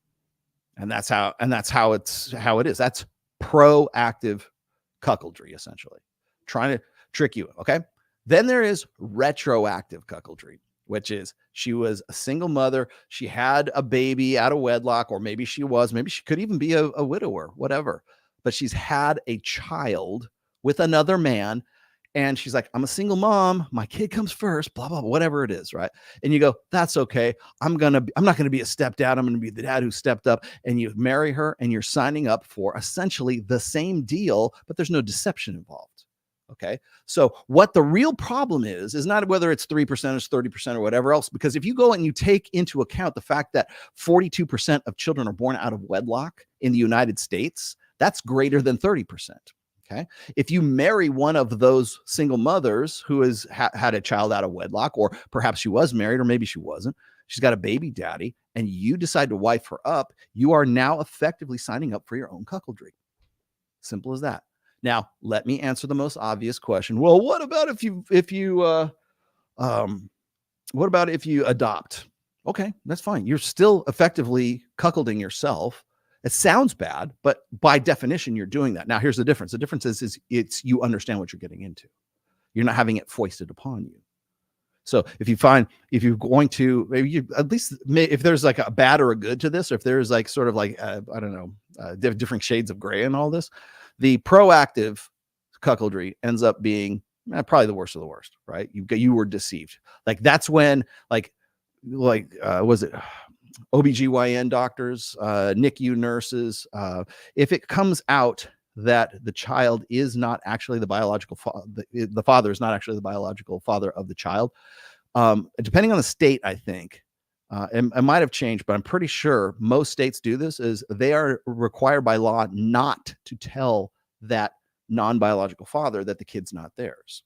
Now, essentially, they're doing that because it is meant to, like, they don't want to have like violence, because they know damn well that if the father finds out, that the odds are he's going to get really pissed off, and he might harm himself, might harm the child, might harm the mom. So they say, okay, it's up to you. We know that this kid ain't his kid, and we're not going to, we're out. We're going to cover our asses legally. We're not going to, I think it's probably more of a legal thing than anything else. But the reason why that's the default is because there's this presumption that the father will go apeshit, and maybe he will, right? They know that. Everything, it's funny, is like gender is like this social construct until it's like, no, don't tell the biological father, because he's a man and he might lose his shit, right? But then now suddenly gender is binary, right? When we're making laws, gender is always binary. When you're signing up for selective services, gender is always fucking, you got a dick hanging between your legs, you are signing up for fucking selective services. It doesn't matter what you identify as. There's a penis between your legs, you're going to sign up for selective services. End of story. But again, more to address Mac and Murphy's point is he is calling out 30, which is ridiculous. I'll give him that, right? I would like to know where the fuck he's talking, where he's hearing this from. But the idea isn't so much about how we come to that number. It's the fact, like I said, if you were to calculate all of the deceptive, proactive cuckoldry, and all of the guys who signed up to be a stepfather, to marry a woman who already has kids with another, you're effectively taking over the parental investment responsibilities of another man. You're effectively cuckolding yourself. Take those and throw those into that percentage as well. Maybe that's how they got the 30%. Actually, it would be over 30% if that was the case. But if you have 42% of women having babies out of wedlock, and then you can factor in anywhere between, 3 and 12%. Let's just round it off, 9%. Throw that in there. Now you're over 50%. You want to know why we have a fertility crisis in the United States and have had one since the mid 1970s? Look no further than socially normalizing cuckoldry. And there was a time when, it was prior to the sexual revolution, of course, that to have a baby out of wedlock was the most shameful thing you could do as a woman. You bring shame upon your family. When I was my mother-in-law, my wife's mother, she was born in a time before that, right? And if you had a child out of wedlock, say before, 1955, 1960, somewhere around there, that was shameful. And you had a baby, what would happen is they would take that girl, and my mother-in-law told me this. She said they would take that girl and they would put her away. I'm like, what? Put her away? No, they would take her, and the woman, the young woman, would go and stay with the grandparents or stay somewhere until she had the child. And she either the grandparents raised it as their own because they didn't want it to be shameful, like because you had a bastard child, or they put it up for adoption. And then she could go back to high school, or she could go back on with her life, right? She would have like a love child. So that was the whole point, right? The whole reason we have that term, love child, right? Is because you would take the woman, she would be put away. And then once you had the baby, it was either given up for adoption, or the grandparents would raise it as their own and not tell anybody about it. Even if their woman's past menopause, it kind of looks a little weird, right? and then she could be sort of reintegrate back in. Now that was right up until about, I don't know, till the advent of hormonal birth control. And the free love generation. People think that like the free love hippies and the sexual revolution was a result of sort of the baby boom generation. No, they just happened to be the generation that was there when hormonal birth control came into its own. It could have been anybody. It could have been I'm Gen X. It could have been my generation either. It's just how they responded to it at the time. Like you got to remember, like the baby boom generation didn't invent hormonal birth control, but they were the ones that respond. They were first responders, right? So that was the way things used to be in a pre-sexual revolution world. In a post-sexual revolution world, now if you're a single mother, you're a superhero. People want you. That's a choice. If you want to abort it, that's a choice. If you want to keep it, that's a choice too. You don't need a man. Again, getting back to Dr. Phil, men are superfluous. Women can have kids. 42% of them do without a husband. They got to obviously have a sperm donor, right? But we're still talking about cuckoldry. We're still talking about cuckoldry. So if you're going to go and tell me, 30% this, but I can't believe these ridiculous red pill bends all think that women are just having sex willy-nilly and trying to trick you. No, they don't need to trick you. Women don't have to trick guys in the 21st century into cuckolding themselves because it's normalized. It's what we do now. You're not the stepdad, you're the dad that stepped up. Right? Yeah. And you want to know why I will never, Kyle, you want to know why I'll never be on Joe Rogan's show? Why? What's because Joe Rogan married a single mom. Ooh. Hi, Joe. I love you, Joe. I really would like to be on your show, Joe. Please call me, Joe. I'm still waiting, Joe. It's never going to happen, right? But and I've accepted that. but Mackin, if you're going to tell the truth, tell the whole fucking truth or don't tell it at all. The end. Thank you. Thank you for participating. That was the Mac and Murphy part of today's show. Let's remove you from the studio. Goodbye. You out. You know that meme? What's that meme? Is it Jimmy Stewart? You. Yeah, you out. Out. You're signing up for your own cuckoldry. It doesn't matter. In fact, I'll be the first one to tell these motherfuckers where it's like, oh, well, did you know that it's 30% or cuckoldry rate? Oh, women are trying to deceive you. No, it's not. But it doesn't matter. It makes no fucking difference when in a society where it's okay to do that shit. There you go. I don't know. God damn it. I didn't mean, Christian, I did not mean to like insult Joe Rogan. I think he's a great guy, but I mean, if this topic were to ever come up on Joe Rogan, I'd have to tell the truth. I'm sorry to say. What do you mean? I'm a cuck? Well, technically, I'm not saying you're a cuck. I'm just saying that technically you meet the definition of a cuck.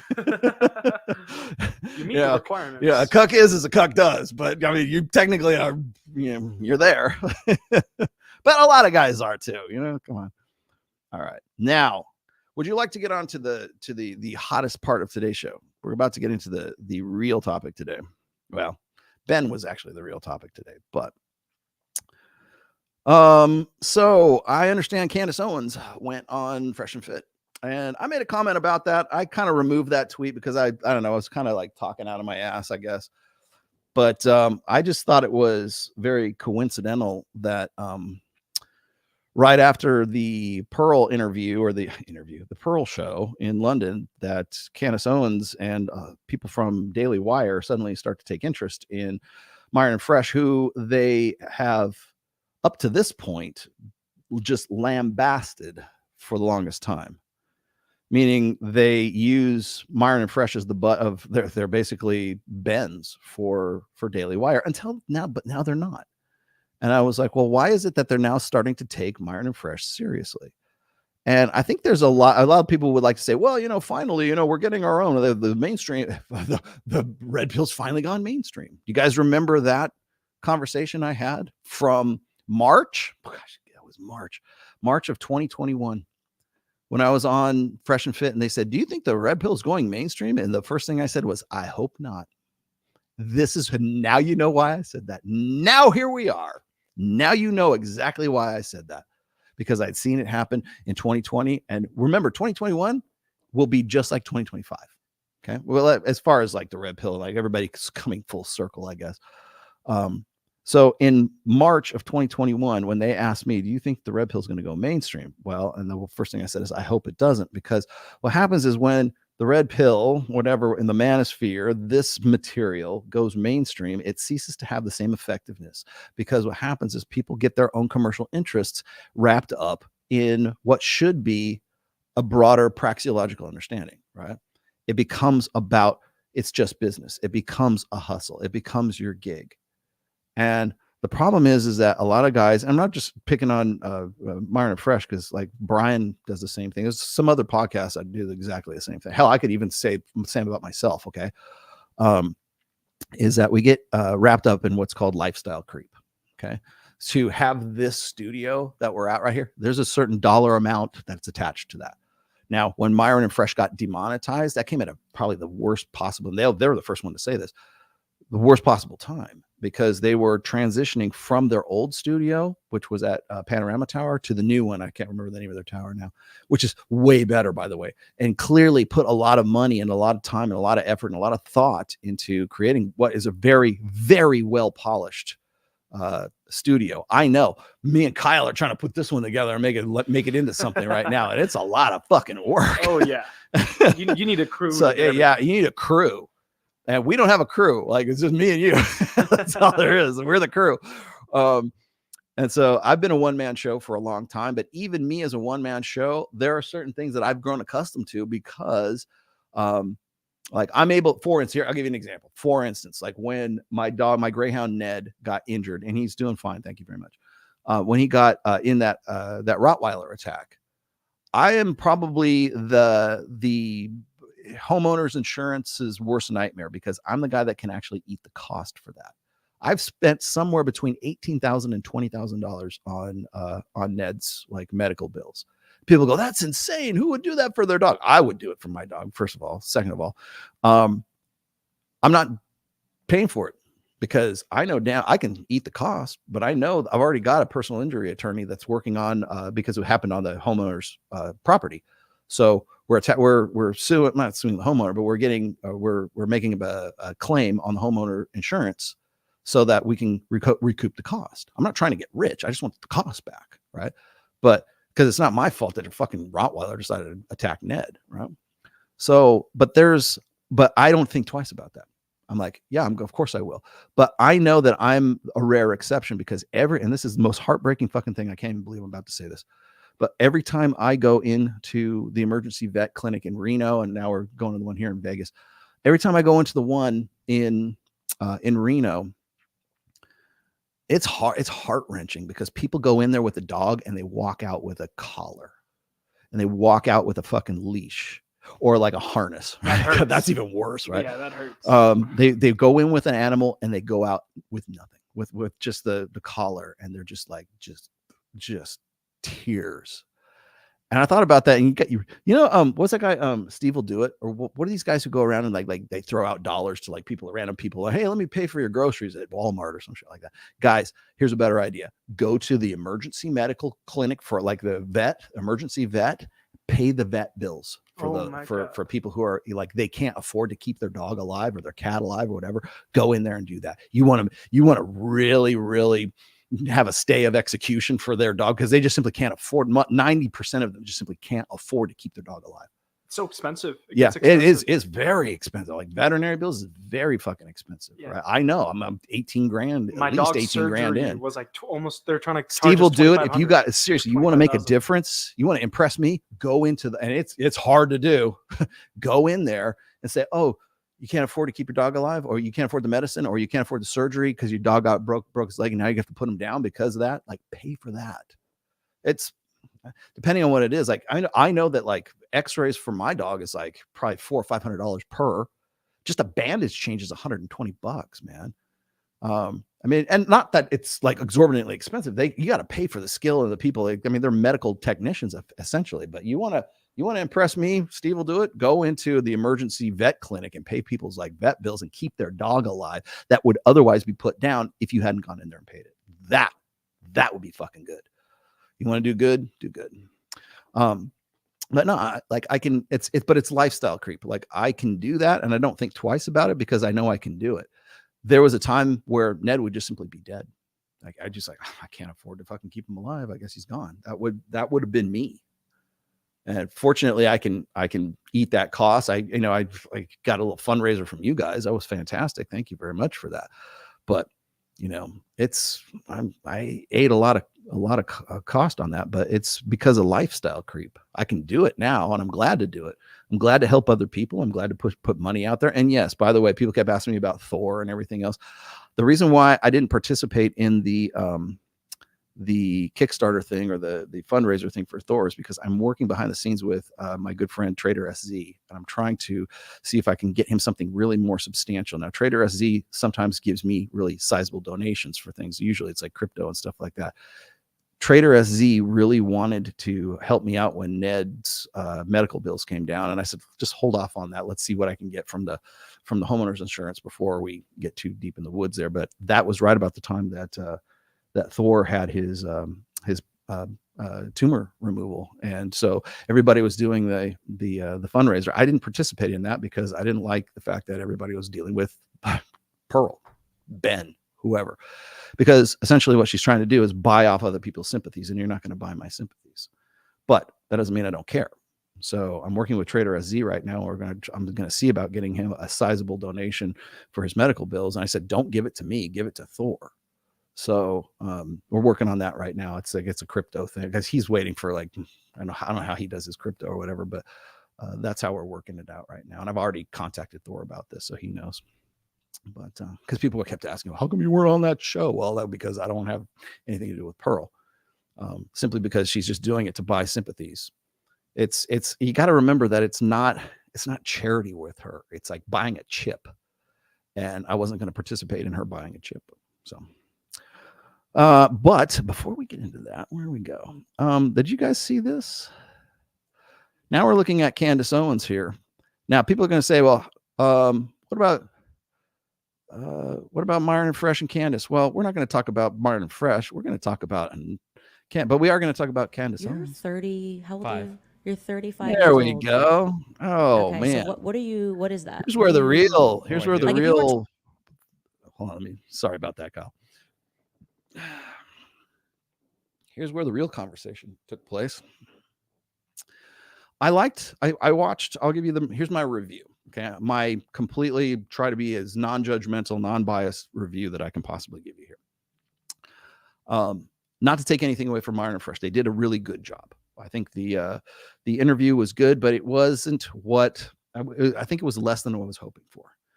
You got to remember that this is the same woman who jumped into the whole mix when Steven Crowder and Hillary Crowder were going through their divorce. And this is the woman that Steven Crowder, who Myron and Fresh have been on his show before. This is the woman who knew about the videotape, sat on the videotape, and Steven Crowder said she is blackmailing him. Where was that? That would have been one of many simple questions that could have been asked during that time. Well, what about the Steven Crowder thing? Oh, well, let me tell you about that. And it just softballed it and moved on to the next topic, right? Okay, I know you want to play nice with them. I know you want to, people want to, build themselves up to maybe a spot on Matt Walsh, which I'm sure probably will happen. It'll probably be Pearl and Myron will be the next iteration of it, because it ain't going to be James Sexton. I can tell you that right now. Good news and bad news with Jim is Jim's not going to be doing Jim is not going to be doing the show with Matt Walsh and Pearl, and Michael Knowles after using my name to get him on board. But they're playing, it's monkey business and it's shenanigans and stuff. So he's also not going to be coming on with us either, because he's just simply throwing up his hands in disgust. And I can't say as I blame Jim for that. Well, one bit. So Jim is done with, as far like according to the last email that I got from Jim, is that he's just like, you know what, I'm just going to back up off of this stuff until I do Rogan or whatever, which is kind of what I told him in like August anyways. Like he just coming on my show was sort of like risking it, because Joe Rogan calls my show and Fresh and Fit and whatever podcast and Pearl quote unquote bottom of the barrel podcasts. I don't want that for Jim because I think he's got a much better, broader, greater message than to be dealing with a Ben like Pearl. And maybe not even with me, because if that's the way that Joe Rogan sees my show, or Myron and Fresh, or Access Vegas, or whatever else, I'm kind of regrettably, that's the way it is, I guess. But the reason why he thinks we're the bottom of the barrel is because we have too many fucking Bens that are making it ridiculous. And what happens is when James Sexton deals with a Pearl, a Ben, it makes it look as if he's slumming it, right? It makes it look as though his message or his demeanor, his candor, his whatever he's about is less serious than it probably should be. So he can get on Lex Friedman. He can get on Soft White Underbelly. He's been on Steve Harvey too, I think. And like some pretty big names, right?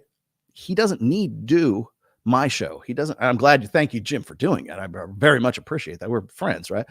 But he doesn't need to do Pearl. He doesn't need to do Myron and Fresh. He doesn't need to do any of this stuff. And I told him, I said, just hold off from that until you do Joe Rogan, until you do the biggest of the big. And then then start doing favors for people, please. But he's not going to do that. He's not going to do Daily Wire. He's not going to do Pearl's shit. He's not going to do my shit. So it's, I think if there's anything like a Pyrrhic victory, like a Pyrrhic victory where you have, where you win the battle, but it costs you more than you were really expecting to put out. I guess maybe that's it. But I can't say that I don't understand his perspective, and I would probably feel the same way because this isn't his world.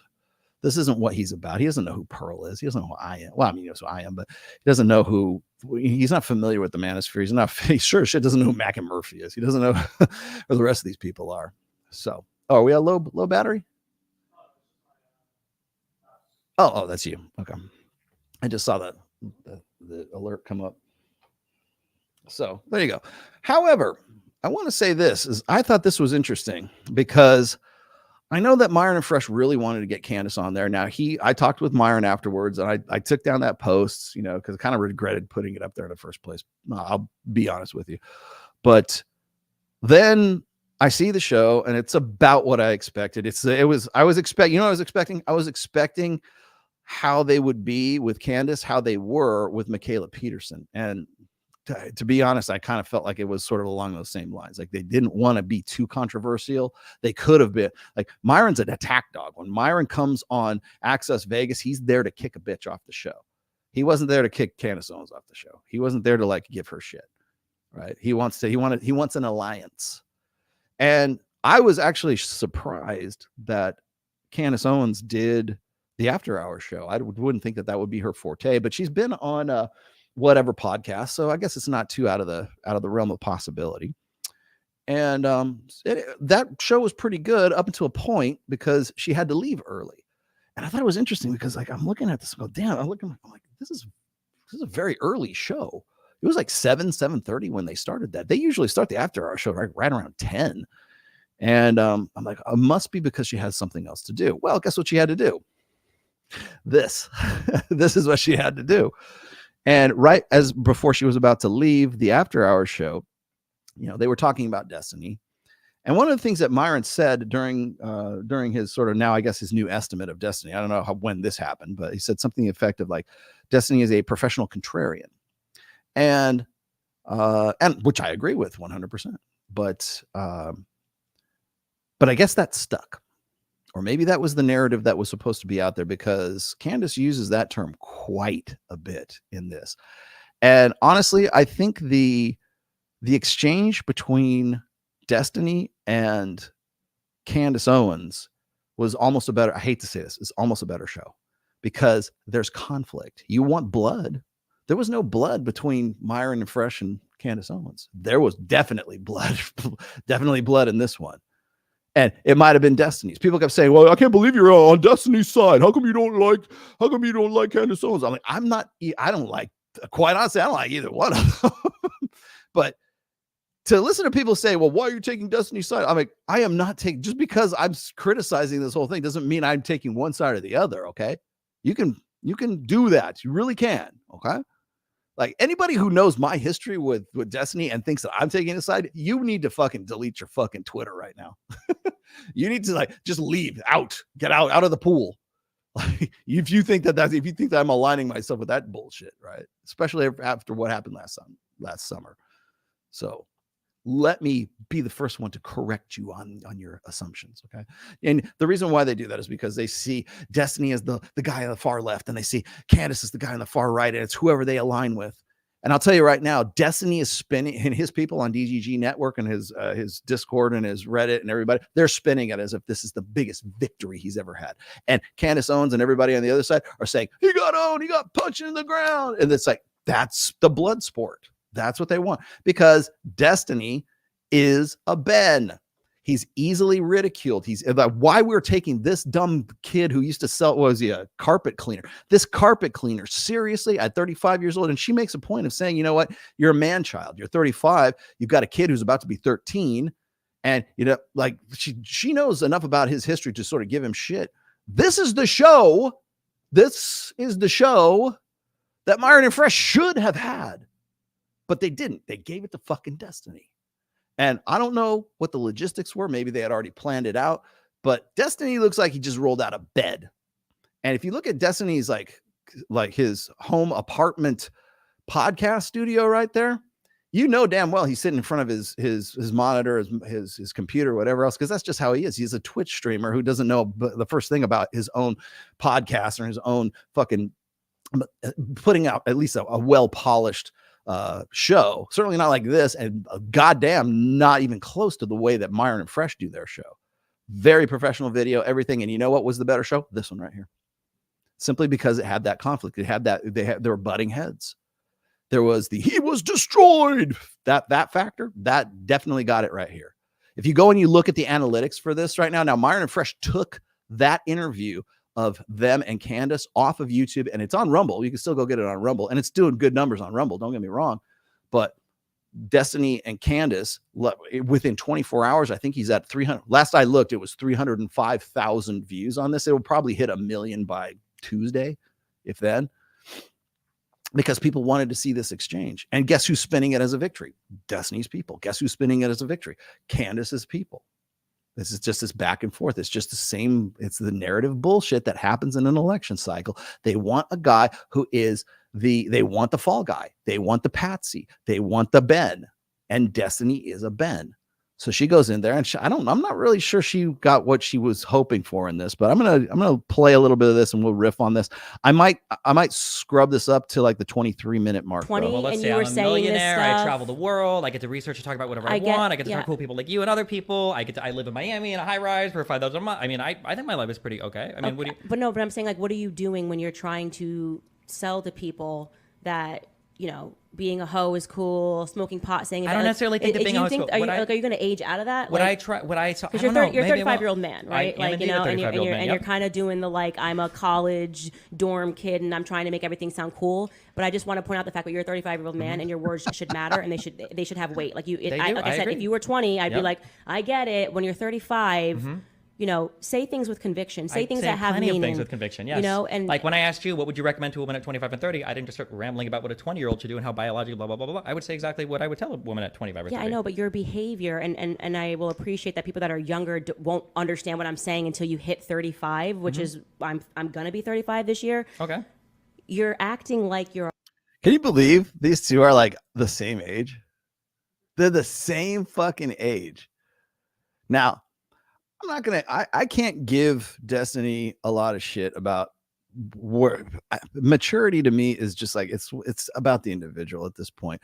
I think when I get shit from people talking about, like, they'll say, Rolla, why don't you act your age? You're 55. I'm 55 years. Thank you very much. I'm 55 years old, right? Why don't you act your age? Well, my question to them is, what would that be? How would you like me to, how can I please you? How can I make you feel more comfortable around me? How can I, what would you like me to wear? Would you like me to cut my hair? Do you know how long people have been telling me to cut my hair? You know, when my dad first told me to cut my hair, I think I was like 14. If I didn't cut it for him, I for sure fucking cut it for you. No, I've been through a lot of different iterations, but I think what's funny is when people say, like, well, they'll give Mike Sartain shit for this too. Like, you're 46 and you're dating Kylie. Kylie's 22, right? Act your age. Okay, well, can you tell me what you think a man of my age, tell me how he acts? Can you please tell me how do you think, what can I do? How can I change my behavior? How can I change my personality to better suit you? And would you respect me then if I did that? Probably not, right? So I think it's kind of disingenuous to hit somebody up and say, well, you know, you're trying to pretend like you're a frat boy at 35. I don't think he's trying to be a frat boy. I think he's just like an autistic spurg who got lucky. That's what he did. And I was going to say is like, I think it's the height of like ridiculousness when you see Piers Morgan putting this kid, so this Ben, on a show with Tommy Lahren to talk about Palestine and Israel. When did he become like this guy? No degree, nothing other than being a Twitch streamer. Played StarCraft for God knows how competitively. He's a competitive video game player who happens to be on, Vyvanse half the time. God damn, man, did he ramble on this one? Definitely medicated. I think it was some of the guys were telling me like they were looking at his, when this was going live, they were looking at his mouth and they were looking at like what he's like. They're saying, man, he's on some good meth, or he's like on some good crank, or allegedly on some good crank or something like that. And I go, it's the Vyvanse, man. It's the Adderall or whatever it is he's taking these days, because that's what guys like this take. They take Adderall or something close to modafinil, right? Maybe it's Moda. Poor man's Adderall. Actually, there's nothing poor about it. But yeah, so it's like, you think I should dye my hair? Is that what I should do? Blue? Okay, and listen to K-pop? Is that what a 50? Thank you. But you know what? Put that in the chat. What should Rolo do to so people will know he's a 55-year-old man? Please tell me give me your suggestions, because I don't know. Am I supposed to wear like Dockers and like a brown shirt or a white shirt and a tie or something? I don't know what I'm supposed to do. Right? Tell me, please. Tell me how can I better please you? How can I change my look, my behavior, my personality so you'll like me? So I'll have more integrity. Can you please? Suspenders. There we go. Okay, I'm getting suspenders. I see suspenders in there. She has no degree either. Does she? Because she says in this interview that she has a degree in journalism, or she went to school for journalism. She's very vocal about it. A college dorm kid. Yeah, and your catty insults towards people online make you seem like a high school mean girl. Okay. I mean, like, what do you mean? Like, we all have our things. But you're like, selling to them things that you know aren't good. So what do you think I'm selling to them? If you What do were think I'm a selling that I know 25-year-old, isn't good? like when I'm on the Whatever podcast and I'm Yeah. surrounded by women that are in their 20s and they're saying like, the whole life is good. The reason why I said to that girl that I'm going to pray for you is because I know that she's going to have a different perspective when she's older. So I don't. As I recall, that was the same thing she said about Steven Crowder. We're going to pray for you. That's what evangelical Christians say when they don't know what else to say. That's okay. I'm right, so I'll pray for you. I'll pray for you to understand it, so you'll agree with me. Oh, you won't dress like a 55-year-old man? I'll pray for you. It says Owens pursued her undergraduate degree in journalism from the University of Rhode Island. Then she dropped out her junior year because of an issue because of her student loan. Oh, so she never really completed it then? Yeah, it doesn't say that she completed She studied journalism. She doesn't have a diploma? Yeah, I guess it doesn't. Wow. Rolo Tomasi has 2 fucking degrees. You guys got shit. And I'm the Ben. I'm the idiot here. Okay. Jesus Christ, man. Never have I been more glad to have gone to UNR. Never. She did this interview before FNF. Are you sure about that? Because she left in the middle of the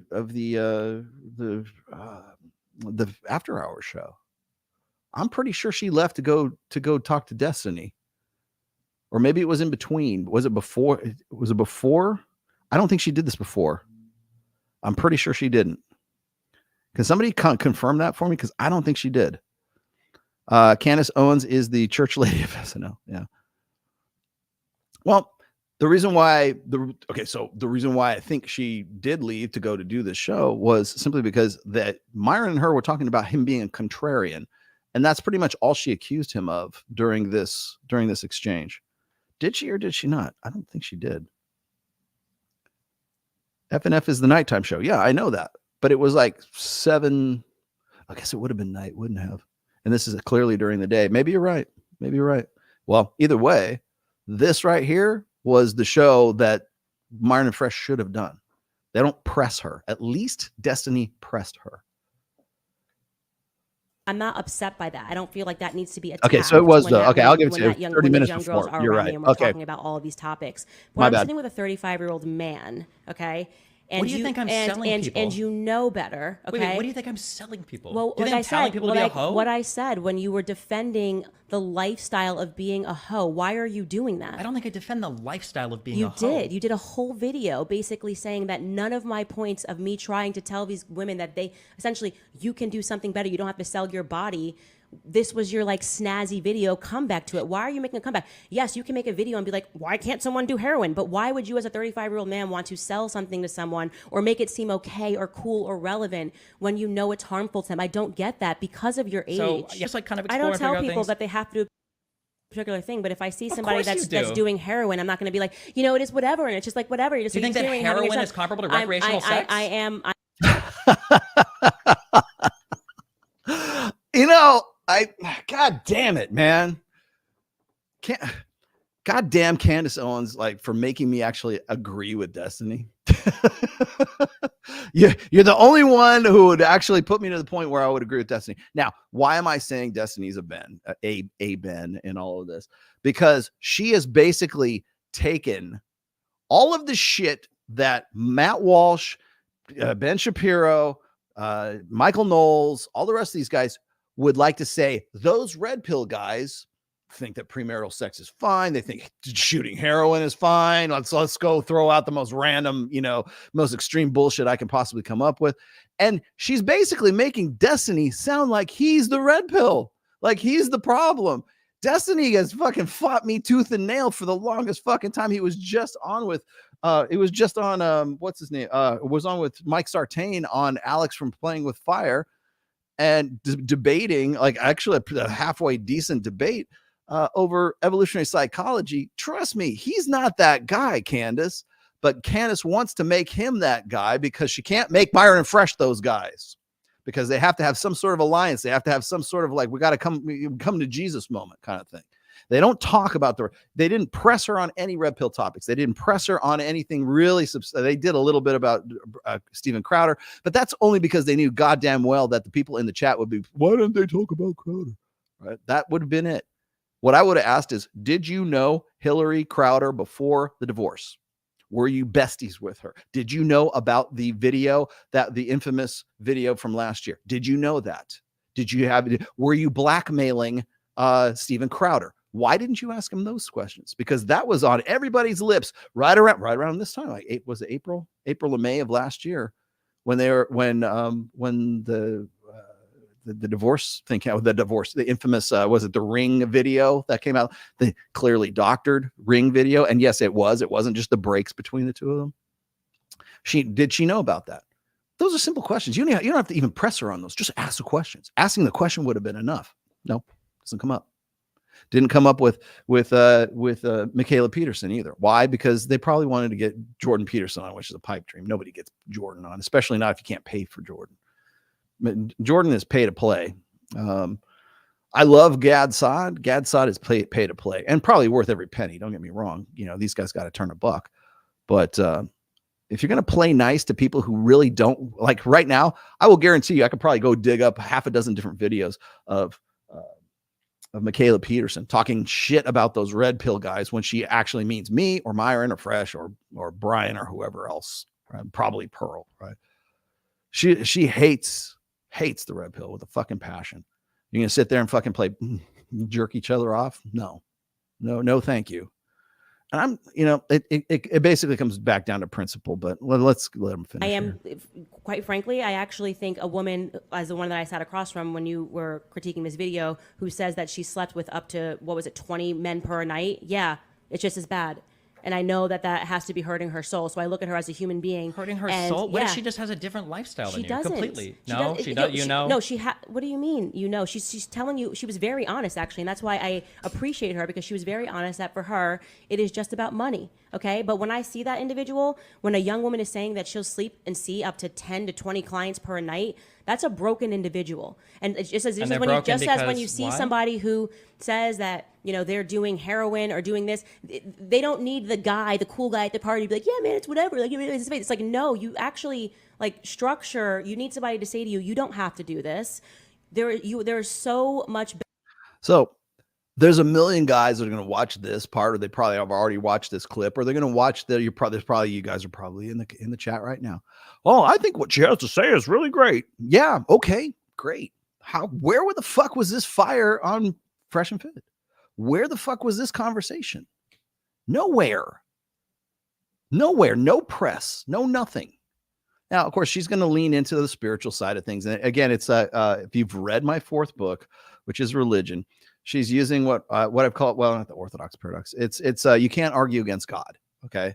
Meaning that she's going to just use the God card anytime. Well, it's hurting her immortal soul.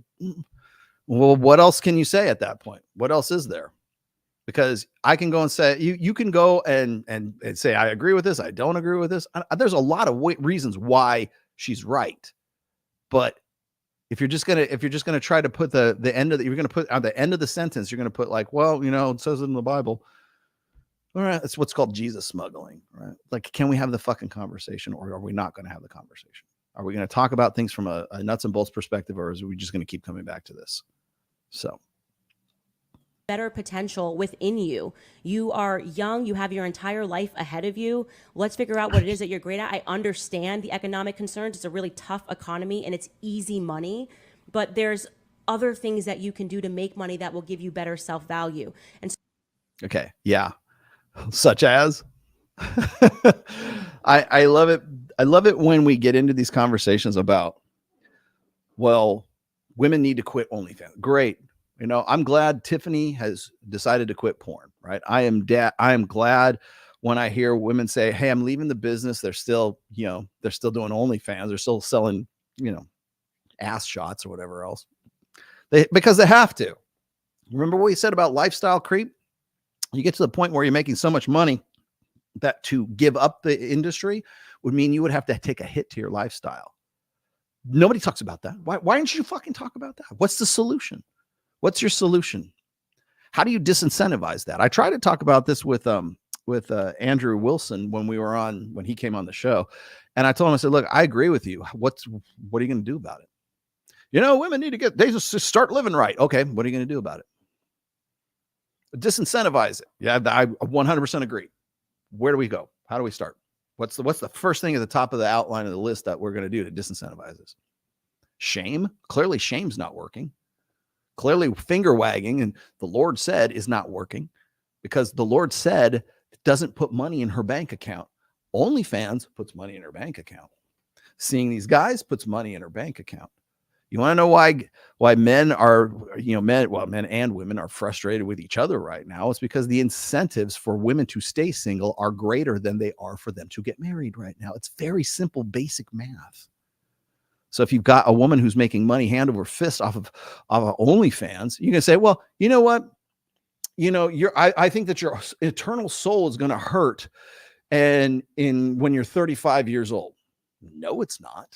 I've got the half of the women that are on those shows. Well, at least on the whatever podcast. It was recent. This one woman was saying that she makes more money than a surgeon. Do you honestly think she's going to say, you know what? You're right. I'll be worried about my eternal soul. Let me give up this, $4 million a year gig that all I got to do is show my cooter. Disincentivize it. Here's the thing is if conservative women, if conservative men really believed in these convictions, it's easy to go and finger wag on whatever podcast. But if you really wanted to do something about it, you would find some way to regulate OnlyFans. You would find some way to regulate big tech. You would find some way to disincentivize women from doing that. Mike and I talked to what's her name? Forget forget her last name now. Ava James is her porn name, but I can't remember her. Anyways, Ava James. Ava James studied to be to be a special ed teacher. She taught autistic kids in Canada. Went to something like, I don't know, 3 or 4 years of school, somewhere around there. If you do that in the United States, you're gonna have to go get a teaching credentials. You're gonna have to get you're gonna have to learn how to teach something, whatever the teaching is. Then you got to get special ed credentials. You're looking at probably at least 8 years in the United States, I think. Go through that. You got to take out student loans. If you're an average woman, you're taking out student loans. You got to stay alive. You got to get textbooks, which are fucking through the roof. You got tuition. You got all these costs that are associated with all of this that you're going to have to eventually pay back, right? Why would you want to do that when all you got to do is be like Ava James and start an OnlyFans? She quit her job she started doing OnlyFans as a side hustle because she couldn't pay back the fucking loans. She was making way more money with her side hustle, selling, burger shots on fucking OnlyFans, right? And then she starts doing porn, whatever else. You're not going to tell her that we need teachers to do exactly what she does. We need men and women really to be doctors and lawyers, and we need them to be functional members of society. I'm channeling my inner Aaron Clary. I did happen to listen to and read, I guess, the Audible of his most recent book, which is A World Without Men, which goes into great detail about what the world would actually be like if men just suddenly disappeared, right? What sectors of the economy will be the first impacted in the first, say, 7 to 10 days? And essentially by the 10th day, the entire infrastructure of the United States would collapse if it weren't for men.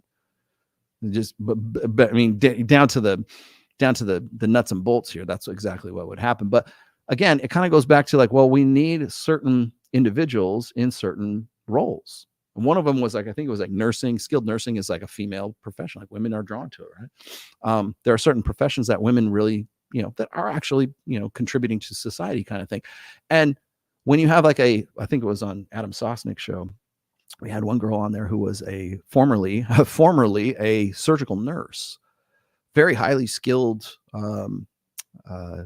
position, gave it up because she's making $1.5 million, $2 million a year off of OnlyFans, fucking her husband, by the way. And of course, everybody says, well, what happens when your kids get older and their friends see you fucking your husband on OnlyFans or what, they find some video of you and they're ashamed. They won't be, because they'll be in private schools being driven to those schools in fucking limousines, or in a Ferrari or whatever else, right? I mean, that was her answer, not mine answer. But the thing is you're never going to get them out of that position because they make too much money. They make more money than a surgical nurse. They make more money than a doctor. They make more money than a surgeon, a lawyer, attorney, whatever it is. They make more money doing what they. So you can wag your finger and say, I'm worried about I'm going to pray for your eternal soul. Great. In the meantime, she's going to be making more money than Candace Owens is certainly on this fucking appearance. I can tell you that right now. So that's why I say that I think that what you're doing as a 35-year-old man is you're lying. You're just lying. Do you think?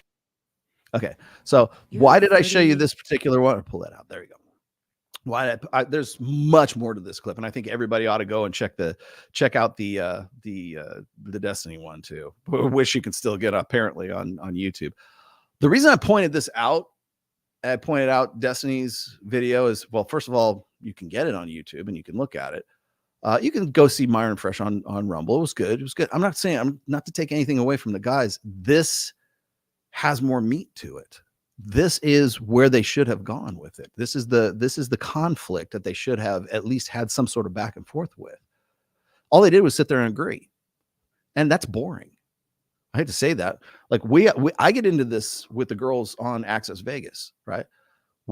Getting girls who actually agree with our, Mike and I's perspective, that's a rough show for us. We need that pushback. That's why how come you guys always have Jesse Preston on the show? That's because she pushes back. That's because she's not I agree with everything you guys have to say. Well, show over. Nothing left to say. So when I'm looking at shows from if it's all business, right? It's just business. Destiny did better business with this one. And he looked like he rolled out of bed. He looked like he just got up and like, oh gosh, didn't know you're supposed to be here so early, Candace. Sorry, let me go pop some Vyvanse and then we'll get on and start the stream. Right. That's more or less what they did. And she goes in there. She went in there swinging. I thought awesome. I thought it was great. And by the way, if I was going to say who won the debate, I would certainly say it's Candace. Candace went in there with a fucking like a chip on her shoulder. She went in there to go and kick ass.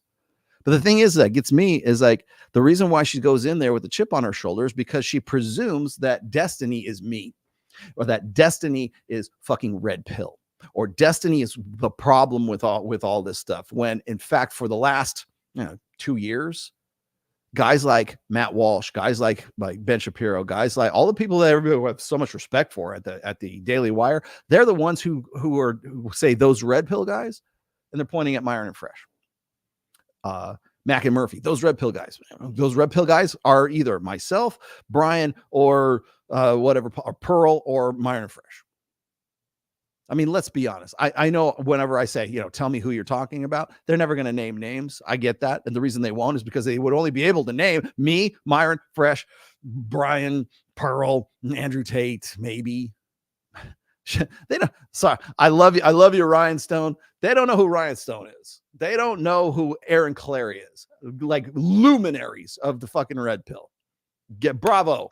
They know I love them. I think they're fucking. In some ways, I think Ryan could eclipse me. I'm pretty sure Aaron already does when it comes to the economic side of things. We all have our sort of like our niches in all of this, right? Very good. They don't even know their names. They couldn't. They don't like. If I was, hey, Mac and Murphy, do you know who Aaron Clary is? You know who Cappy is? That old fuck? Yeah. Not homosexual. Like, do you know who he wouldn't be able to tell you?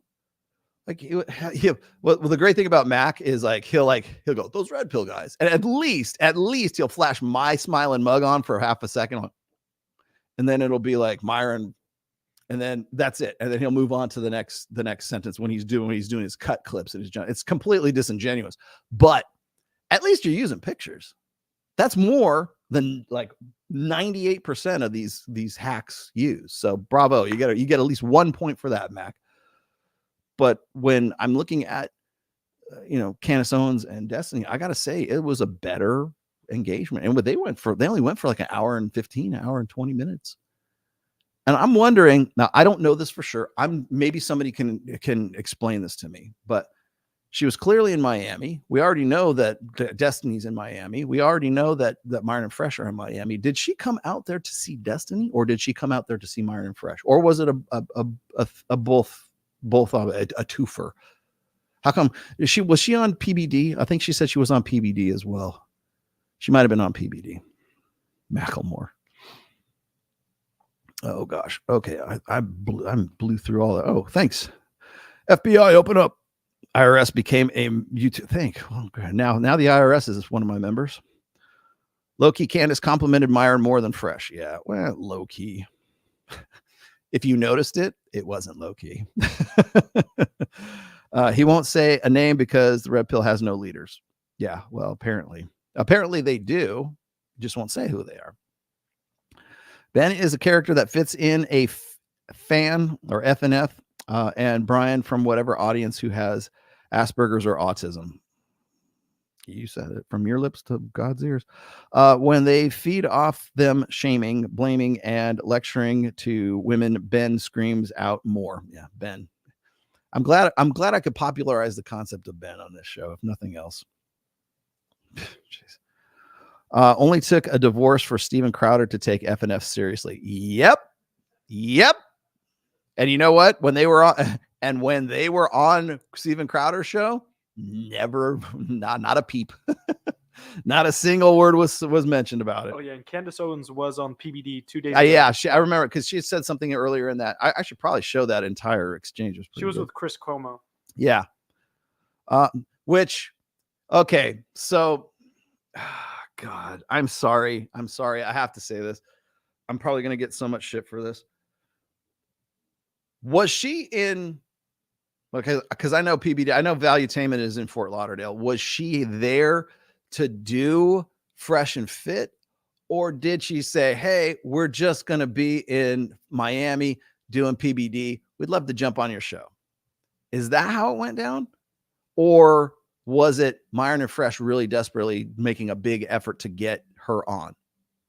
Or was it Destiny? She did PBD. She did the Rollo Tomasi whirlwind tour of Florida. That's every time I go there, I do all 3 of those podcasts. Well, I do Adam's show. I wonder if Adam got her. Did Adam Sosnick get her? I don't think Adam got her, but he, well, I guess in a way he did, because he was probably on PBD when she was on. But so you got Valuetainment, you've got, which in my case it would be Adam Sosnick show. Then you got Myron Fresh, and then you got Destiny. The only other podcast I say she's missing is Danza Project. She should go to Danza Project, but they're kind of too small. Now, was she there primarily for PBD and Cuomo? Probably. Was she there primarily for Myron and Fresh? Maybe second. Was she there to school Destiny, or all of the above? Like, how did she get taken out? Was it because I know that PBD is doing work with Daily Wire now, because I just saw this morning there was a picture of Patrick Bet-David, is it Ben Shapiro, and Donald Trump. Like Donald Trump was doing some rally or something, and there's a picture of the 3 of them. I'm not sure who the other guy was. I want to say it was Ben Shapiro. Maybe it wasn't. Anyways, it was Patrick Bet-David with Donald Trump. And was there a rally or something in Florida at the same time? I wonder. It could see the thing is like, it's hard to say when people are saying, oh, well, we worked really hard to get her out here. Well, did you, or was she just happened to be there because PBD flew her out and treated her right and brought her in? They would probably pay for, right? Or did she just happen to be there and they got her, or were they involved in it? I don't know. I would like to know. I probably never will know. Thanks for everything you do. You're welcome. In the red pill, my life wouldn't be as great as it was without it. Hope to have more videos with my 2 favorite influencers, Rollo and Aaron Clary. I'm glad you brought that up. It's funny you should say that. I just talked to Aaron yesterday. Aaron came back from Southeast Asia. I guess Philippines wasn't what it was all cracked up to be. I am going to be going with Aaron Clary and Sterling Cooper, I think next weekend, and we're going out to Los Angeles, and we're going to go visit Thor, probably for a day or so, and then head back. But we're going to drive from Vegas. All 3. We're going to do a road trip. It'll be me, Sterling, and Aaron are going to do a road trip. Maybe we'll take my Tacoma, and we'll do a road trip. But we're going to go see Thor coming up next weekend. So let's see what do we got here. Hey, Rollo, ended it with my LTR today, long-term relationship. Today over her chatting with someone else. Okay. Thank you for teaching me about the genuine desire, but I'm constantly anxious on high energy. Any advice? Okay. You're just on high alert is all. Don't want to act out of anger. Okay. Well, then don't. Here's the good news is like, you know that's where you're at. So you wouldn't be telling me that if you didn't. My only other suggestion is like, don't get too paranoid. I think one of the things is like when you catch somebody like sort of like, I'm saying a lie, but like somebody like who's being duplicitous with you, go look, there's your vocabulary for the word for the day, duplicitous, saying one thing and doing another, right? I have it's in my first book, actually. There's a chapter in my first book, and then there's an essay. You can get it for free if you want to read it. It's on the rational male, and it's called Gut Check. Gut check is whenever people suspect like infidelity, that suspicion is actually an evolutionary adaptation. So what is happening is this. I know this is going to get really stupidly scientific here, but when you're suspicious, when you're jealous, not envious, when you're jealous, or you don't know why you would be jealous, or you're suspicious that maybe your girlfriend's cheating on you. And this is usually, I'll get this from guys. They'll say like, Rollo, I think my girlfriend's cheating on me. Should I check her phone? Should I snoop? Should I go see if she's got a diary I can read or some shit like that? Right? Should I go and try to like do something clandestine? Right. And my usual response to that is why would you waste time? Right. Just like watch what she does and see how she acts, see what she's doing. One of the reasons why guys have to have a quote unquote gut check is because on an instinctual level, your subconscious, your peripheral awareness is registering something that's out of place. So what does that mean? Human beings really can only focus on so many things, a finite number of things. Like we're pretty good at multitasking, but we can't multitask everything. We have to push things off to the periphery. So I'm going to look at the camera right now. And then in my peripheral vision, I can see that the bottle of Hennessy is right over there. And I know that there's another camera there. I know that there's a light there. I know what's happening outside. I know what's going on behind me. I know Kyle's in the next room, but they're in my peripheral awareness while I'm looking at you and I'm trying to like focus on what I'm doing. Your consciousness is not unlike your focus and your acknowledged, your cognitive awareness. Okay. So when I'm focusing on something and I'm trying to relate something to you, I'm still getting information in my periphery, but I'm still focusing on you when I'm looking at this. Okay. So your understanding when it comes to suspicion, what's happening is you realize something's not quite right out here. You're looking at your girlfriend. She's telling you this. You're having this conversation. You might even still be fucking or whatever, but she's acting a little weird out here, or she's weird over here. And what happens is your instinct understands the peripheral effect. And so when you get suspicious, especially when it comes to things like infidelity, it is your subconscious mind trying to alert your conscious mind. There's a break in a pattern. Human beings are really good at pattern recognition. So when there's a break in the pattern that's on your peripheral awareness and your sort of periphery and your subconscious understands there's something going on over here. Something's happening over here. Something's on fire. And then it's trying to make that connection. That's when like people will either ignore their gut or they'll go with their gut. Like you can make this. I just recently discovered this, right? You can make decisions 3 ways.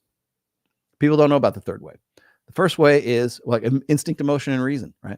Emotional. You can make an emotional decision. Okay.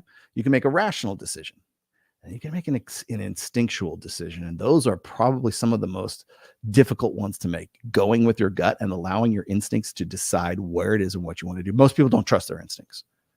They think that they're getting bad information or that it's going to feel bad if I make this decision.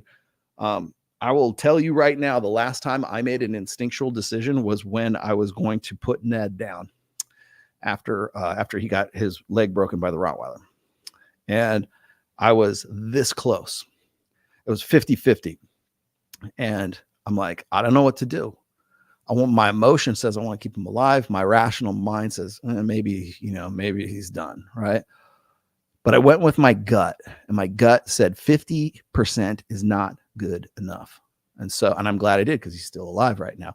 But that decision wasn't an emotional decision, and it wasn't a rational, reasonable decision for sure. $20,000 later. It was an instinctual decision. And so when you are asking yourself, should I snoop through her phone? That should I snoop through her phone is your instinct saying something's happening out here and I need to confirm it. Let's get with the cognitive mind that's focusing on it, and let's go through her phone and make sure that this thing I see in my peripheral isn't actually something. That's really what it boils down to. F&F After Hours episode with Candace was a huge letdown. She is gynocentric in the end. She was better on whatever podcast. Yeah, I kind of got that too. I wanted more. Maybe that's a better way to put it. I wasn't like disappointed. I just wanted more, if that makes sense. I feel you. Yeah, I would start an OnlyFans for my dog. An OnlyFans for your dog just to keep him alive. Yeah, you might. Would love to see James Sexton on Bill Maher. Yeah, well, he's not going to go on Bill Maher if he goes on Pearl. He's not going to go on Bill Maher if he comes with me. He's not going to go on Bill Maher. And look, I'm not saying I'm like, go with me. You're going to get on all these great shows. I'm the kingmaker. I'm not saying that. I'm just saying you're going to get the stink of me and Pearl and whoever else if you go on those shows before you go on Bill Maher, before you go on Joe Rogan. Go do Joe Rogan, then come see me. Then after you see me, then go do whatever you're going to do. I still don't think you should see Pearl, but do what you do. Yeah, I'm Bill Maher. That would be good, actually. They kind of have the same demeanor, don't you think? I don't know. But how many times he is going to be the lol cow? It gets old very quickly. Tomorrow we won't remember tomorrow. Yeah. But see, that's okay. So yeah, Ben is the lol cow. He doesn't know he's the lol cow, but he's the lol cow, right? The LOL cow. But it doesn't matter. If it's Ben now, it's going to be somebody else later. It's the archetype. It's the role. It's can we imagine this here? You're the producers of the Dr. Phil show. Can we is this guy smart enough to know that we're going to be goofing on him the whole time? And the answer was no, unfortunately, which I thought was pretty fucked up. Because I like the guy. When I met him afterwards, I thought he was actually a pretty cool dude. But like, he definitely is on the spectrum, and he knows he's on the spectrum, but he doesn't know when people are goofing on him. And you know, I wish I could have stuck around long enough to say, "Hey, dude, next time." She did this before. Yeah, I realize that now. And then she did PBD as well.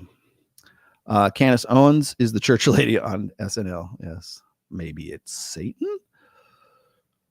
He's 35 and uses the word cringe. Yeah.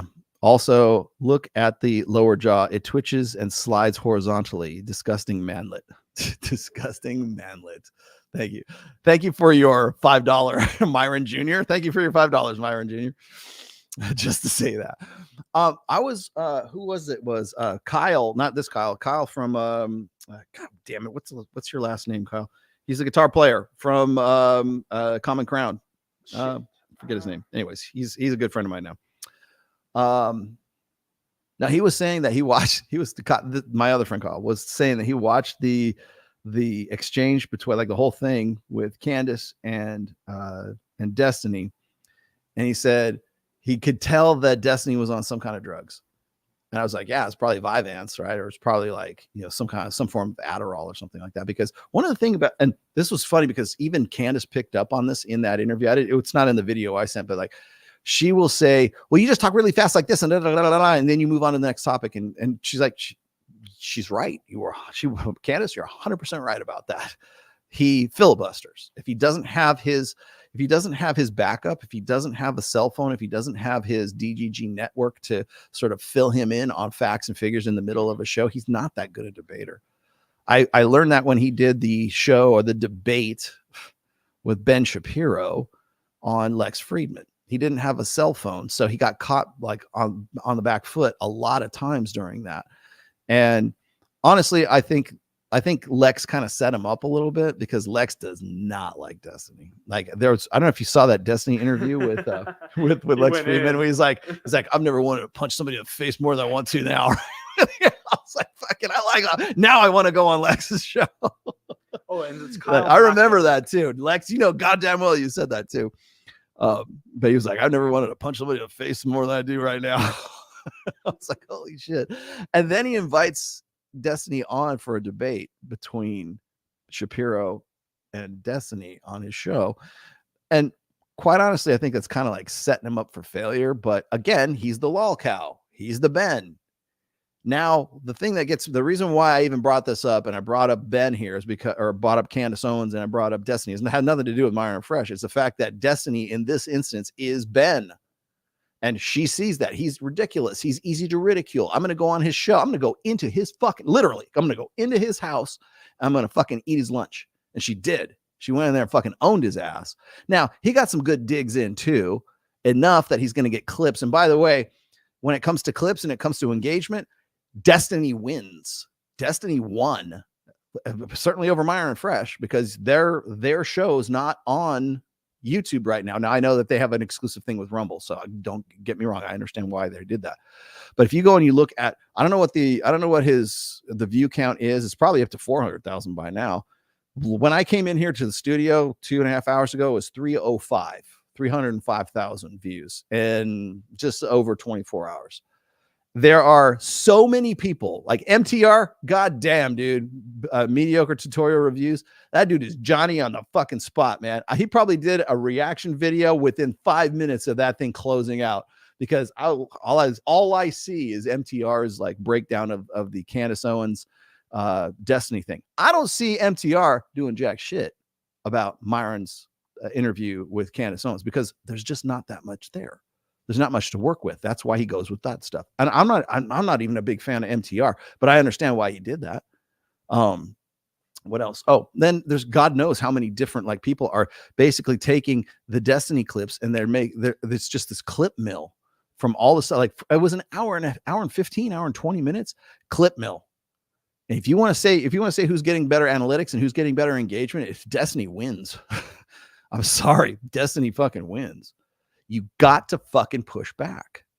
That comes back down to principle here. Why wouldn't you? Why wouldn't you say something about like Hillary Crowder? Why wouldn't you say something about, hey, did you know? Why wouldn't you put her on the fucking spot right then and there? Because they wanted to play nice with her, whereas she's going over to Destiny and Destiny doesn't play nice because he's like, how's he going to play nice? He's Destiny, right? So let's hear. It got brought up with minutes left in the AH show. I don't know what that is. Sorry. Count the times Mike asks, does that make sense? Yeah, he does. Okay. Drink every time you get really fucked up. No, you know what? The drinking game is not that. No, here's the drinking game. The drinking game is every time Mike brings up Dr. David Buss, drink. And you got to down your whole fucking, it's like beer pong. You got to down the whole fucking thing. Yeah, it's funny. He knows this too, by the way. I'm not goofing on Mike. Mike knows this. Hey man, I bring up Marty Hazelton now and then. So Rolo, off topic. I'm sorry. That's okay.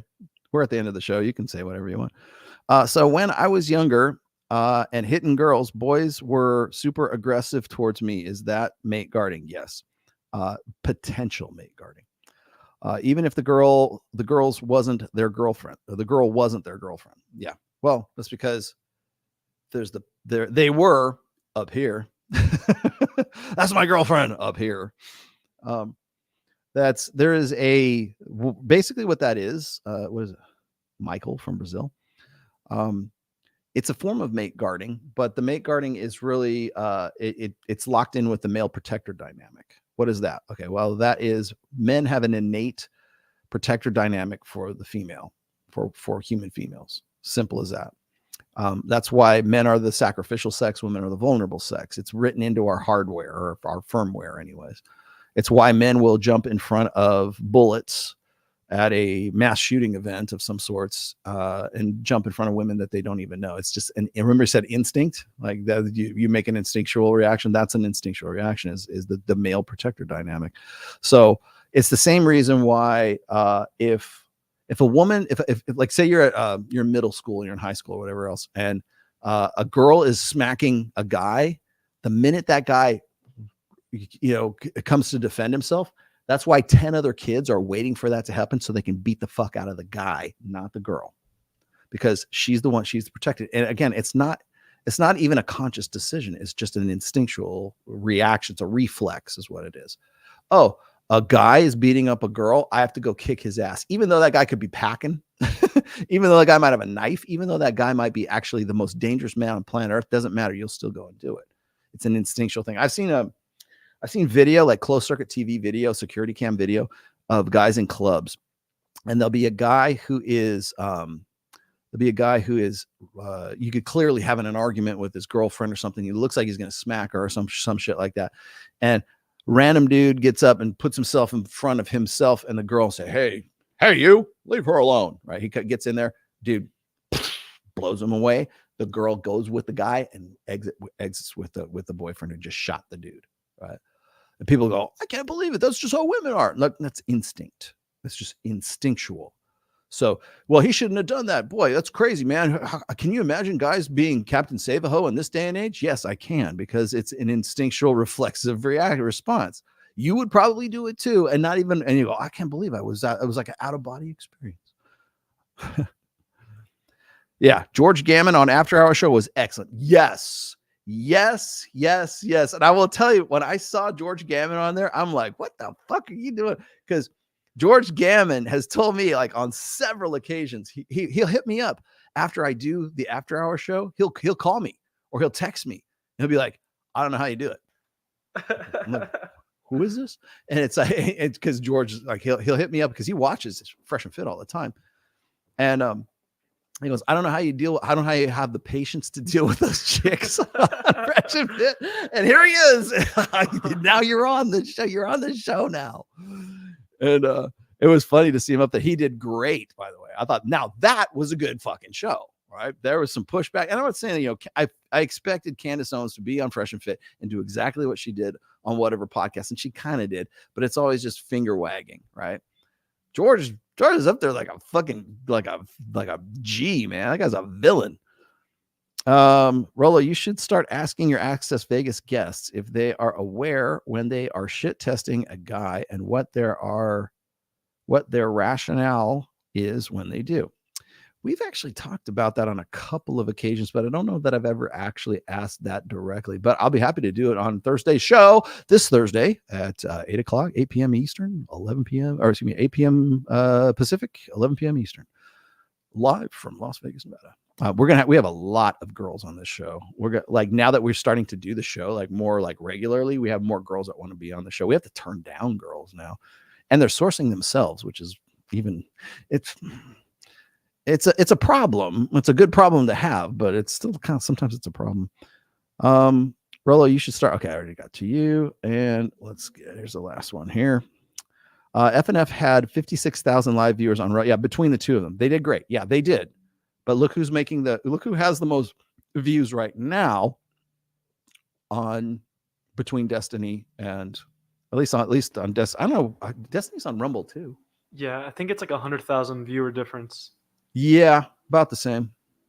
I mean, I'm not saying that one's better than the other. I'm just saying that the show was, I think, engagement wise, I think Destiny is a clear winner in that situation. Now, again, I'm not saying it was a return on investment because I don't know what the situation was in bringing Candace Owens out to Miami. Remember, the only reason I'm even making a big deal out of this is the first time she's ever done Destiny's show. She's ever done Myron and Fresh's show. And to my knowledge, the first time she's ever done Patrick Bet-David's show. Would you like my working theory? Here's my working theory. Kyle, would you like to know? Yes, sir. My working theory is is Candace Owens' contract at Daily Wire is almost up. And she has to till the fields now. And why do you think that, Rollo? I don't think she's renewed her contract. It's possibly, I don't know for sure. I said this is a working theory. I could be completely 100% wrong about this. My theory is this, though, is that she's going to leave Daily Wire and go solo. That's why she's constantly pushing her website right now, which is brand new. She did it on Myron and Fresh. She did it on Destiny to no end. Follow me on my new website, right? Probably because she's going to leave Daily Wire soon. Where she goes after that, I don't know exactly, but it seems to me like her contract is about to come up, and I think that it's probably going to be she's got to have something to fall back on. Why do I say that? Well, two reasons. One is, you probably already know this, is there's been a lot of friction between her and Ben Shapiro over the whole Israel-Palestine thing, right? Now, as you probably know, Ben Shapiro, very much a Jew, very much probably very pro-Israel, and I know she locked horns with him like very vocally and with a lot of hostility when that first started going down. Ben Shapiro, as you know, is always going to be on Team Israel, right? And I think that the sort of back and forth between them has been put under control. But I definitely noticed a difference in her attitude and her demeanor when she was doing the show with Michael Knowles, Matt Walsh, Ben Shapiro, and Andrew Klavan, when they were talking shit about the red pill, which I covered, right? She was just kind of sitting there while the boys were smoking their cigars, like there was the first time they found their dad's cigars, and they're, "Is this how you do it?" Right?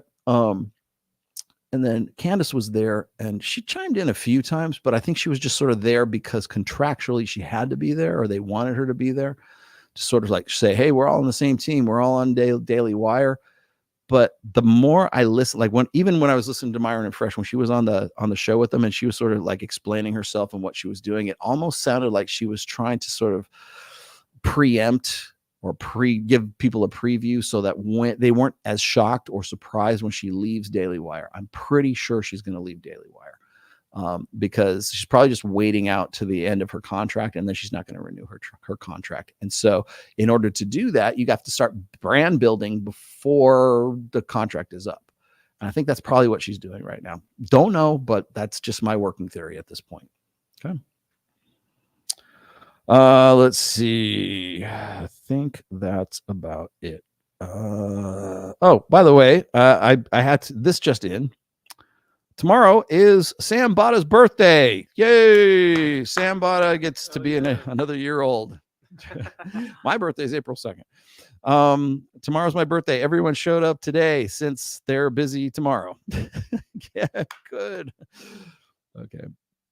So happy birthday to Sam Bada, who is the voice of the Rational Male on book 1, 2, and 3. And also is my my number one band hammer, my number one fan, and he is the number one mod in the chat. Oh, here we go. Fresh and Fit with Candace at 297,000 views. After hours views was 475,000 per New Horizons. Okay, so Sam did me the solid of digging up all of that. Now I do know this is that was FNF. And I know that, what are they at right now? Let me see. See if I can do this without starting the damn thing. Oh, me. There we are. And, oh God, this was so crazy good too. Okay, let me pull that down. Sorry if did you hear that? I hope you didn't hear that. Okay, so, wow. All right, so Candace Owens confronts Destiny in real life. It is at 337,000 views as of right now, immediately right now. And man, what an exchange between these two. I still say Destiny rolled right out of bed and right into this thing. God. Wow. So that's where they're at now. If I go and I look at like YouTube, I'm just going to look this up real quick. If I go and I look at YouTube here, I go to my podcasts. I've got, let's see, 1, 2, 3. Destiny gets into Evo Psych debate with Red Pill panel, which was funny because he got fucking worked in that too. Destiny got triggered when Candace said this. Okay. Let's see what else. 2, 4. I'm looking at it. I'm just scrolling down like my first page right here. I'm looking at least 8 different, and this is in my impressions. It might be different for other people, but I'm looking at one clip here that's a 30-minute clip. It's 33,000 views. Another one, 23,000 views 5 hours ago. 5 hours and it's 23,000, and it's a 30-minute, another 30-minute clip from there. Anyways, I would argue. Arguably, I would argue that the better engagement was Destiny. And I think probably over the long term, it will end up being Destiny. And again, it's not a competition. I don't care. I'm just saying that I think that next time, guys, like, why don't you press this chick? That's if it's just business, then why aren't you pressing her? If it's just about the gig, you like this? What's with the new pair? You don't like my glasses? My new glasses? These are my Oakleys, man. I got my other ones around here somewhere. A new pair of glasses. What's with the new pair of glasses? Well, I just like them a little better. No, they're actually the exact same prescription as my other one. I just got these before I left Reno. I know. I wish I could do shout outs to get like a free pair of glasses. Or TRT. Ageless Male. Hey, call me. You want a plug? I'll give you a plug. Oh, all right. This has been a really good show today. Thank you guys for dropping by. Everybody thinks, oh, Rollo's on. He's going to talk. Look, I'm at 3180 right now. 3180. Oh, wow. Between my ex and my, this is the combined. Okay. Thank you. I'm looking at combined right here. That's good. Well, thank you. I didn't know they were combining those. That's good. So thank you, Twitter. Look at that. See, I'm complete transparency. Wait, let's see. Hey, shout out to the one dude watching me on Facebook right now. And the one dude on Twitch. Yep. You, my friend, are the real trooper, right? I don't know who you are, but thank you for watching. The only person in chat. That's awesome. I also have I didn't even start it too. God damn it. I was supposed to start the Rumble stream too. Next time I'll set it up on the auto. This will be live on Rumble. I have a new channel, by the way, on Rumble. There is The Rational Male is now on Rumble, as well as Access Vegas is on Rumble. Those that right now they're just mirror sites, so I'm just like mirroring the cast. But thank you. Oh, is that it? Was that you? That's the one dude. This is the one dude. Same last Thanks, name as Haverbook. Munoz, let's go. Big ups for the one guy way back in the nosebleed seats in Facebook. That's awesome. Dez is monetized on YouTube. That's why. The Destiny is monetized on YouTube. Yeah, that's true. Yeah, but he's also monetized on Rumble, and he's got a pretty fat ass contract on Rumble. I had Rumble hit me up to make a channel, and I did, but I've only ever had the Access Vegas channel. I never really saw like why I would want to do a Rumble channel for like my own show, but I'd rather have it, not need it, than need it and not have it. So I made one. So if you want to follow me on Rumble, you can, but I'm not making a big deal out of it. I'm always YouTube until they tell me otherwise. But I think I'm just not popular enough. I'm at the perfect like stage right now. And by the way, I want to also point some other things out here too. Is my my popularity on YouTube on this show is shadow banned. So another thing. Thank you for watching as well. If you're watching me on YouTube, that is, because I've been shadow banned for quite some time. And my I looked at my subscriptions for the month of February, and I think I got all of like 334 new subs through the month of February, which was like insane. I looked at Access Vegas. I'm in the thousands. I look at my clips channel and I'm in the thousands. I look at my main and I got dog shit. And I'm like, yeah, you want to, I can't say that I'll be shadow banned, but there will be signs. And that's one of those signs. When Access Vegas is generating more subs than this channel, I'm shadow banned. So thank you for watching the shadow banned version of this show. So there you go. Oh, is it on Rumble? Is it going right now? I don't know. Because I didn't start the stream, so I'm not actually. I don't think that I'm actually going on Rumble right now. Well, it's possible I am. I think they're just posting your page up. If it is, it's coming off of this screen right here. Yeah, I think I fucked up Rumble, but I won't fuck it up next time. I got to learn to simulcast like straight up from this. So anyways, okay, that's good enough for today. We're at 3 hours. Thank you for watching. If you're I'll give him a shout out one more time. If you have a problem with your Instagram, if you get hacked, if you get banned, I got your guy. He's the Telegram. Was it an Instagram recovery? That's what it was. Mills is a good dude. He's actually Myron's guy. And so I told him I'd give him a shout out. So I give you a double shout out. Here you go. Thanks for fixing he's a fixer. He's like the wolf. Utilize it because you never know, really. Yeah, I know. I don't know. I think Rumble's a good alternative. There's another service called Viewit, VEUIT, that I'm looking at. They're here local in Las Vegas. They're kind of like an answer to Rumble, but the way that it's set up is on blockchain. So I'm looking into that. I might actually do some bigger shows over there because they have like a very large sound stage. It's just down the street from here.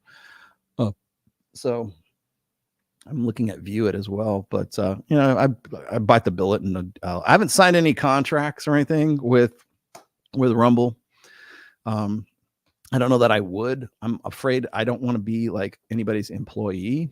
So it might happen, it might not. We'll see what happens. I've had their management reach out to me because they want to option the show, and I'm like, do I want to do that? Maybe I do. We'll see. You got 8 new subs on Rumble. Nice. I need new subs on my Substack. Actually, I'm doing pretty good with my Substack these days. I went private finally. It doesn't mean I won't do free essays. I do at least one a week. I'm trying to get it up to 2 a week right now. So I'll be doing, ideally, I want to do 2 a week. So Substack is where I can really kind of collect my thoughts. And I think a lot of people really want. You gotta flex on them. Which way is the gym? It's over there. Got 2 tickets to the gun show. It's over there. Usually, a flex is going to cost you $20 on a super chat, but I'll do it for free since we're at the end of the show. People do this shit to me when I'm on like Access Vegas and I go, Rollo, flex right now. I'm looking around. Just spam the chat. One of these, I go. That's so funny. Yeah. So the Rational Male blog, my WordPress is still up, still going. I haven't done anything on it in a while because I've been really writing mostly for Substack. That doesn't mean I won't do free ones. I got a new idea. Maybe I should run this by you guys. I have a new idea. And I don't know what really brought me to this idea, but maybe it's because I've been writing the Maxims book and I'm still doing the Maxims book, but now I really kind of want to go. I hate it. Then like whenever I get good ideas, they spawn other really good ideas. And so I leave one good idea and I go to the other one. This idea is, I think there's more of like a holistic, or there should be a more holistic way of thinking about the red pill. And because every time I do a maxim, like for instance, here's a maxim. Women break rules for alphas and they make rules for betas. That's a common red pill maxim, right? Or you can't negotiate genuine desire. That's a red pill maxim, right? Straight out of my book. But that dovetails into so many other things. So it could be like genuine desire, and the idea of genuine desire then dovetails into women break rules for alphas and they make rules for betas. And so as I'm writing the Maxims book, I'm going, all of these maxims are like synergistic with each other. So I'm thinking there needs to be something that's a little more collected, a little more, for lack of a better term, like a more holistic approach to the red pill, because I think and this is me too, by the way, I think of it in like isolation and compartmentalize things like you can't negotiate genuine desire, the hypergamy hypergamy doesn't care, blah, blah, blah. All these things, I see them as like sort of separate units when in fact each one is interconnected with the other one.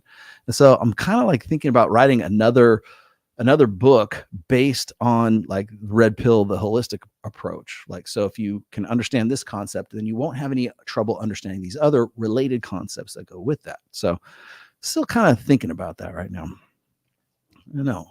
Maybe I'll put that up on Substack and see if run up the flagpole and see if anyone salutes. So now the 1971 book is already done. Thank you very much. Yeah. I kind of wanted to, the reason why I've been sitting on the 71 book is because I kind of want Aaron Clary to reproof it for me before I go too hog wild on it.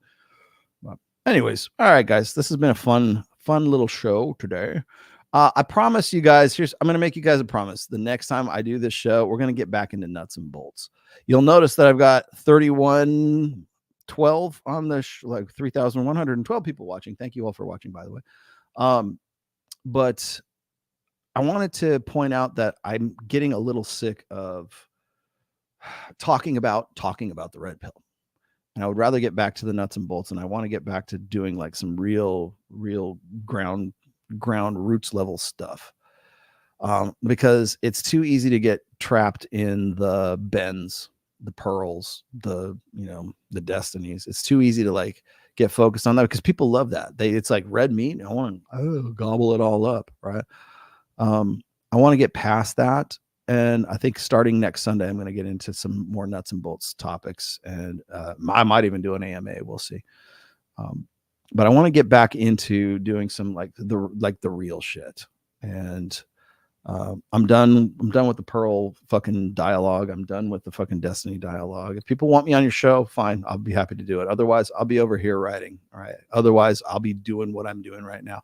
I'm going to save the red meat for Access Vegas, because if I'm going to get If I'm going to get run up the flagpole, it's going to be for one of my own goddamn shows and not somebody else's. So I will promise you that you want less red meat. I will definitely red pill beaner wants less red meat. Okay.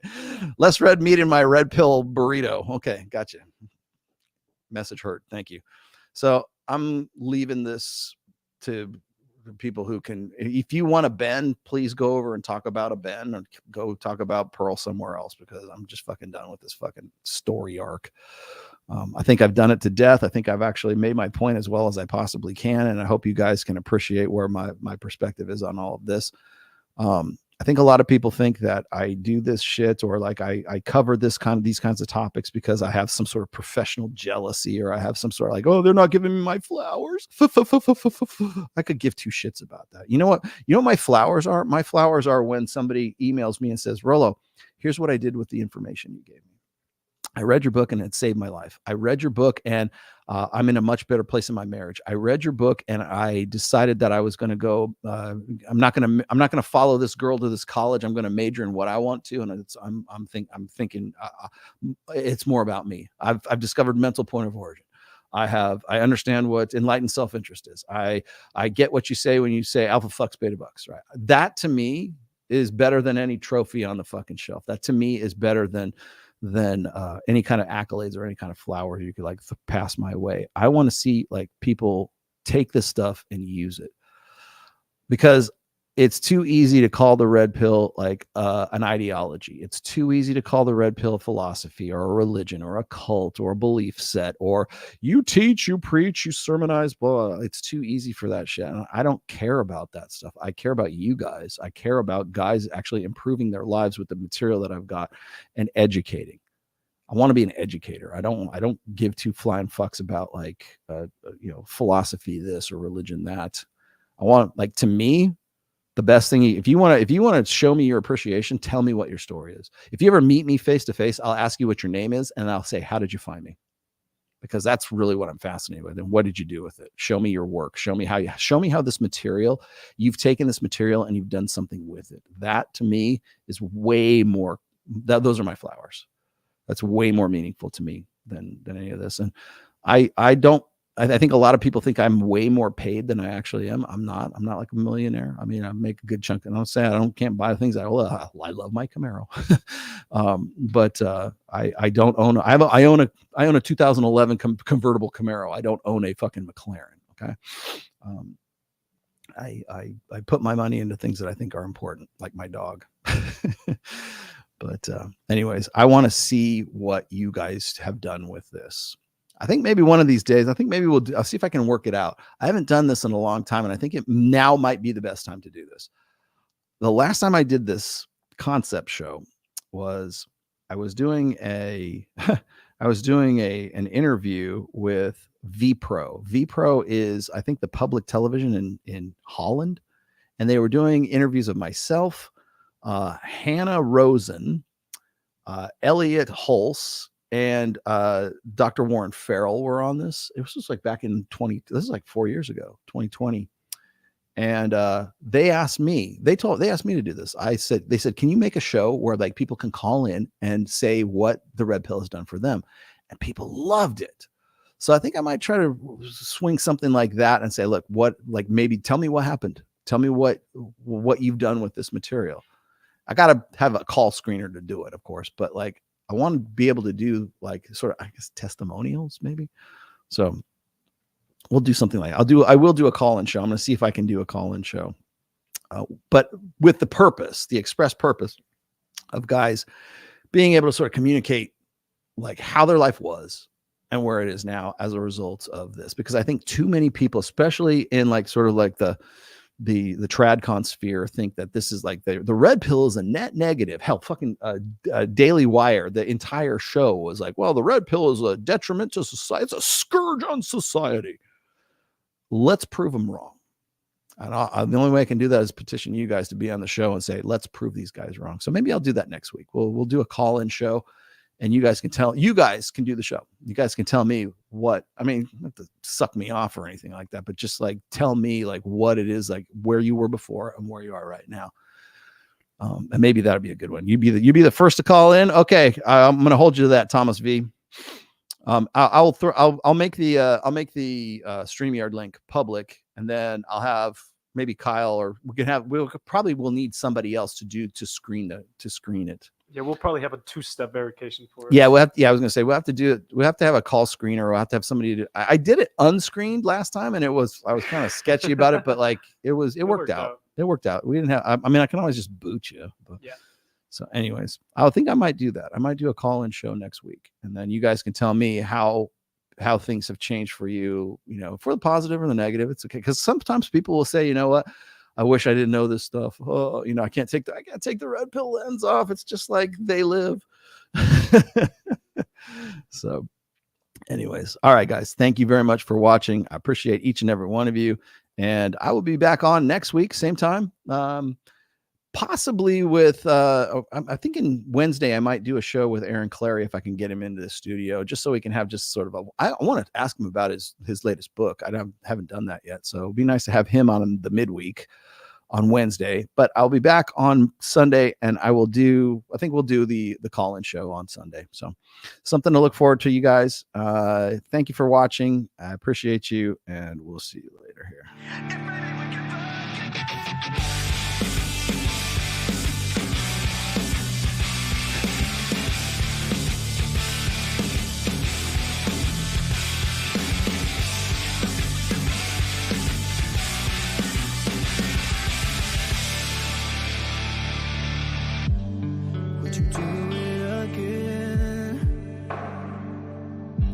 I need to feel you on top of me.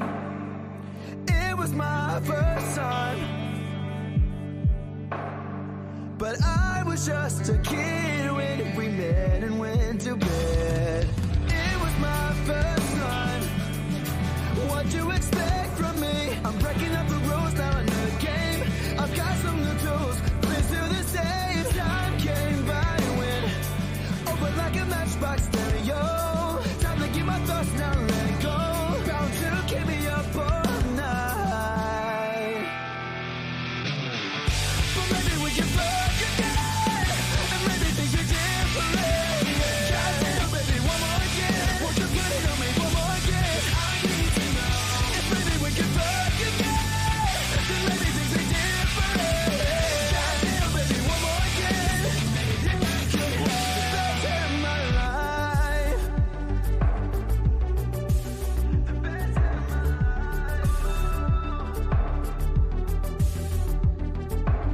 Now we're fucking in the bathroom, tearing up every wall. Why don't got your hair? Why you screaming my name? She was swinging in the bedroom, whole time stopping and stuffing with her hair, like she's calling you Kelly. So baby, come run me, ride me up and down like a pony, turning up my song, getting nasty, working up and down on your body. Run me, ride me up and down like a pony, turning up my song on your body. Baby, we'll get down to it all night. But maybe we can fuck again, and maybe things are different. Goddamn, baby, one more again. Won't you put it on me one more again? I need to know if maybe we can fuck again, then maybe things are different. Goddamn, baby, one more again.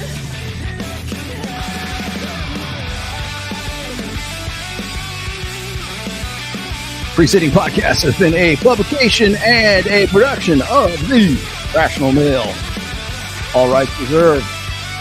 2024. Registered trademark. Don't steal my stuff.